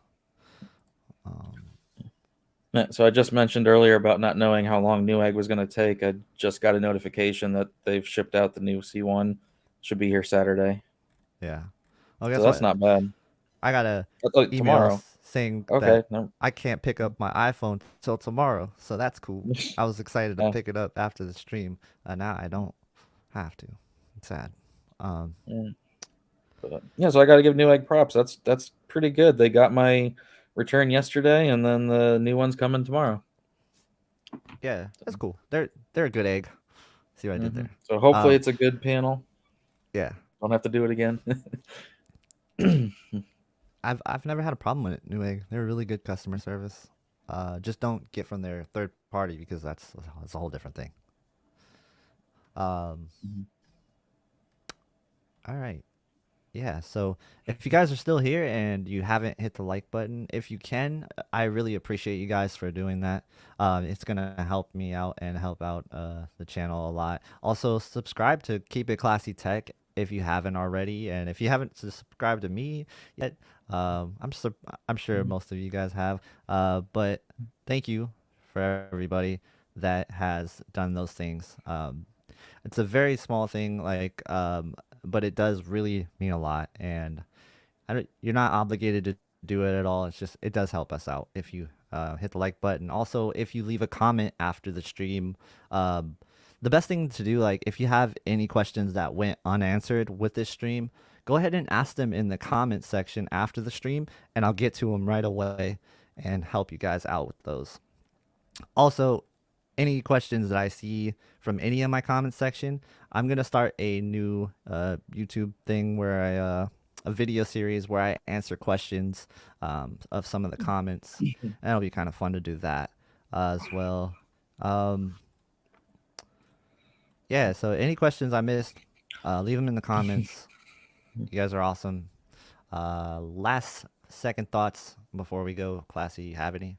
Oh wait, go ahead. At some point in the next here soon. I don't know exactly when, but my normal job is changing, so my hours are changing and all of that. So it'll be a change in schedule. I just don't know what yet. Yeah. So it'll That's it. affect the streaming times. Oh yeah, no doubt. And I could change streaming times. I can also do two streams. If you guys want. Like maybe I'll do a solo stream and one with you. Like whenever you can. My schedule's pretty open, so just let me know if you ever want Yeah, to I mean, go I'll still have live. weekends available, but it's Hmm. seeming like during the week evenings I won't be here. Yeah, this is fun. I love streaming. Like I think I want to start streaming some games sometimes too. Maybe us playing some games would be kind of cool. Like it's nice to switch it up sometimes. Yeah, Um, actually, I do want to ask real quick. So I was yeah. thinking about getting like that new Kina game on PlayStation. Looks good to me. So if I were to stream that, do you want me to go through the capture card like everyone else does, so then you see the game as the game was, Mhm. or should I point the camera at the TV to show how the TV looks playing the game? So that's something I've been debating on which I should do. Depends on what I channel it's figured on. I would just be different and Yeah. point the camera at the TV because it's a TV channel, Yeah, and if not it's just on be like your a normal gaming channel. if it's on your channel, like your main Yeah, channel, I would do yeah, the just point it at the TV. Um, mhm, and then I would still mark it as tech because I think once you start marking it as gaming, like the algorithm gets all confused. I've quite figured that out yet. Um, mhm. See, then I would tech, have to get upgrade on StreamYard to do 1080. pff, I mean, you don't have to. You could just stream it. I think a 720 stream of a TV No, playing a I'm game saying wouldn't look like you that could great. just stream it like through the YouTube app itself. Mhm. And then like Oh yeah. if there's any super chats, you can still read them out. Mhm. Another way you could do it is like get the Streamlabs OBS and learn how to do it that way. Yeah. I was kind of looking into that myself. That's all like extra work. But now that I have Mhm. like a powerful machine, which is crazy, this M1 Mac is more powerful than my old iMac, which is from 2017. It was like a $2,500 iMac, and this little $500 M1 is more powerful than it, and it doesn't make any noise. It's super quiet. It's like the craziest thing ever. Um, Technology is insane. I just gotta say that. I'm also, if you guys in the chat, do you want to see a review of the M1 Mac Mini and just my whole entire setup? What I'll do is probably just show you my entire setup with that and show you how it works with the 48-inch C1. Let me know if that's something you guys would be interested in. Also, I want to shout out TechMed Rainer Richter for the super chat. He says, hit like for those amazing guys. I appreciate that. And yeah, guys, if you can hit the like button, that does help us out. Um, and we have another super chat. So my mom wants an OLED for a bright room with windows. Um, it can be done, but like I would definitely get some curtains if she can. Uh, it depends on if you're facing those windows too. I think in a room where all the windows are like behind the TV, you're probably fine. You're probably fine. Um, Probably bright enough. Thank you for the super chat, Addy. And then we also have a super chat from 5 Points Low for $5. He says, besides YouTube, do you guys work in the tech industry? I do not. I used to work at Best Buy. I don't know if that counts as a tech industry, but um, I was at Geek Squad, so I did work on computers and stuff there, and I, I inspected all your returns. So if you returned every TV that Classy returned, I would have been the guy expecting inspecting it. But yeah, and then I would mark it as acceptable so somebody could get a good deal on it. If there's only a small blemish, most people do. That's why I like buying open box because that's usually what people do. Yeah, I And worked then at a Classy works at tech, right? yeah, Or well worked in tech. I worked at a repair facility as a computer hardware engineer, and I've done Mm. computer hardware reviews for 15 years or so. Um, I mean, it would be hard to say, but I may have had hands on more PC hardware parts than Linus. Yeah, that's right, Linus. That's right, Linus. I don't know why I was talking to the. That's right, Linus. I gotta get used to that, man. I gotta remember the camera's not here; it's right here. Um, I'll work on that. Let's see. Yeah, I'm still running a 3K 2012 iMac. It's getting long in the tooth. Upgrade someday. So I'm telling you, man, these M1 Mac Minis, insane, absolutely insane. And I only have the 8 GB version, which is like usually you don't want to get 8 GB if you're doing like editing and stuff like that. But it's good enough. Like it's actually holding up, which is crazy. So yeah, this M1 chip, absolutely insane, and I highly recommend it. Sell off that old iMac and get the M1. You won't regret it. And I also wanted to just shout And out some then people in chat really Andreas, quick. Oh just yeah. real quick, the again, that's in the measurements. The 90A and the 900A, like I said, the 90A is measuring better, but um, the or the high APL or full screen, whatever, they're similar enough that in Mhm. content you're not really seeing a difference. It's in the small highlights that the 900A is very drastically brighter. Yeah, and also keep in mind there has been an update since ratings has reviewed it, so Many things updates. have gotten better as time went on. Yeah, Samsung does a really good job at pushing out firmware updates, whether or not they're good or not. That's debatable. Some of them are, some of them aren't. But like, yeah, there's been a lot of updates, so some of that could have changed. A couple more highlights here, and then we'll get going. Um, I'm not like in a rush because I don't have to go to Best Buy to pick up my phone anymore. But I gotta get I back to will. work. Yeah, I will. We'll wrap it up here. Um, thank you to everybody in the chat. Thank you guys for coming by. Appreciate you so much. Uh, yes, make the video or stream. Yeah, I will, no doubt. TechMed says the M1 Mini is an amazing workhorse. Yes, it is. All right, guys. Uh, I see you in the chat. Everybody's saying go Broncos. Thank you. I appreciate you for sending the love to the Broncos way. Go Broncos. They're gonna win on Sunday. And thank you. Oh, last second super sticker. I want to shout you out, Paso. Thank you for being a part of the stream, and thank you for the super sticker. Everybody, if you have a question, make sure you leave it in the comments. I'll be back next week, probably around the same time. Thank you, Classy, again for joining. Any last Yep. seconds? No, just thank you. I'll see you next week, I guess. All right, man. Take it easy, All right. everybody. Thanks. Yep. Have a good one, everyone. Have a good one.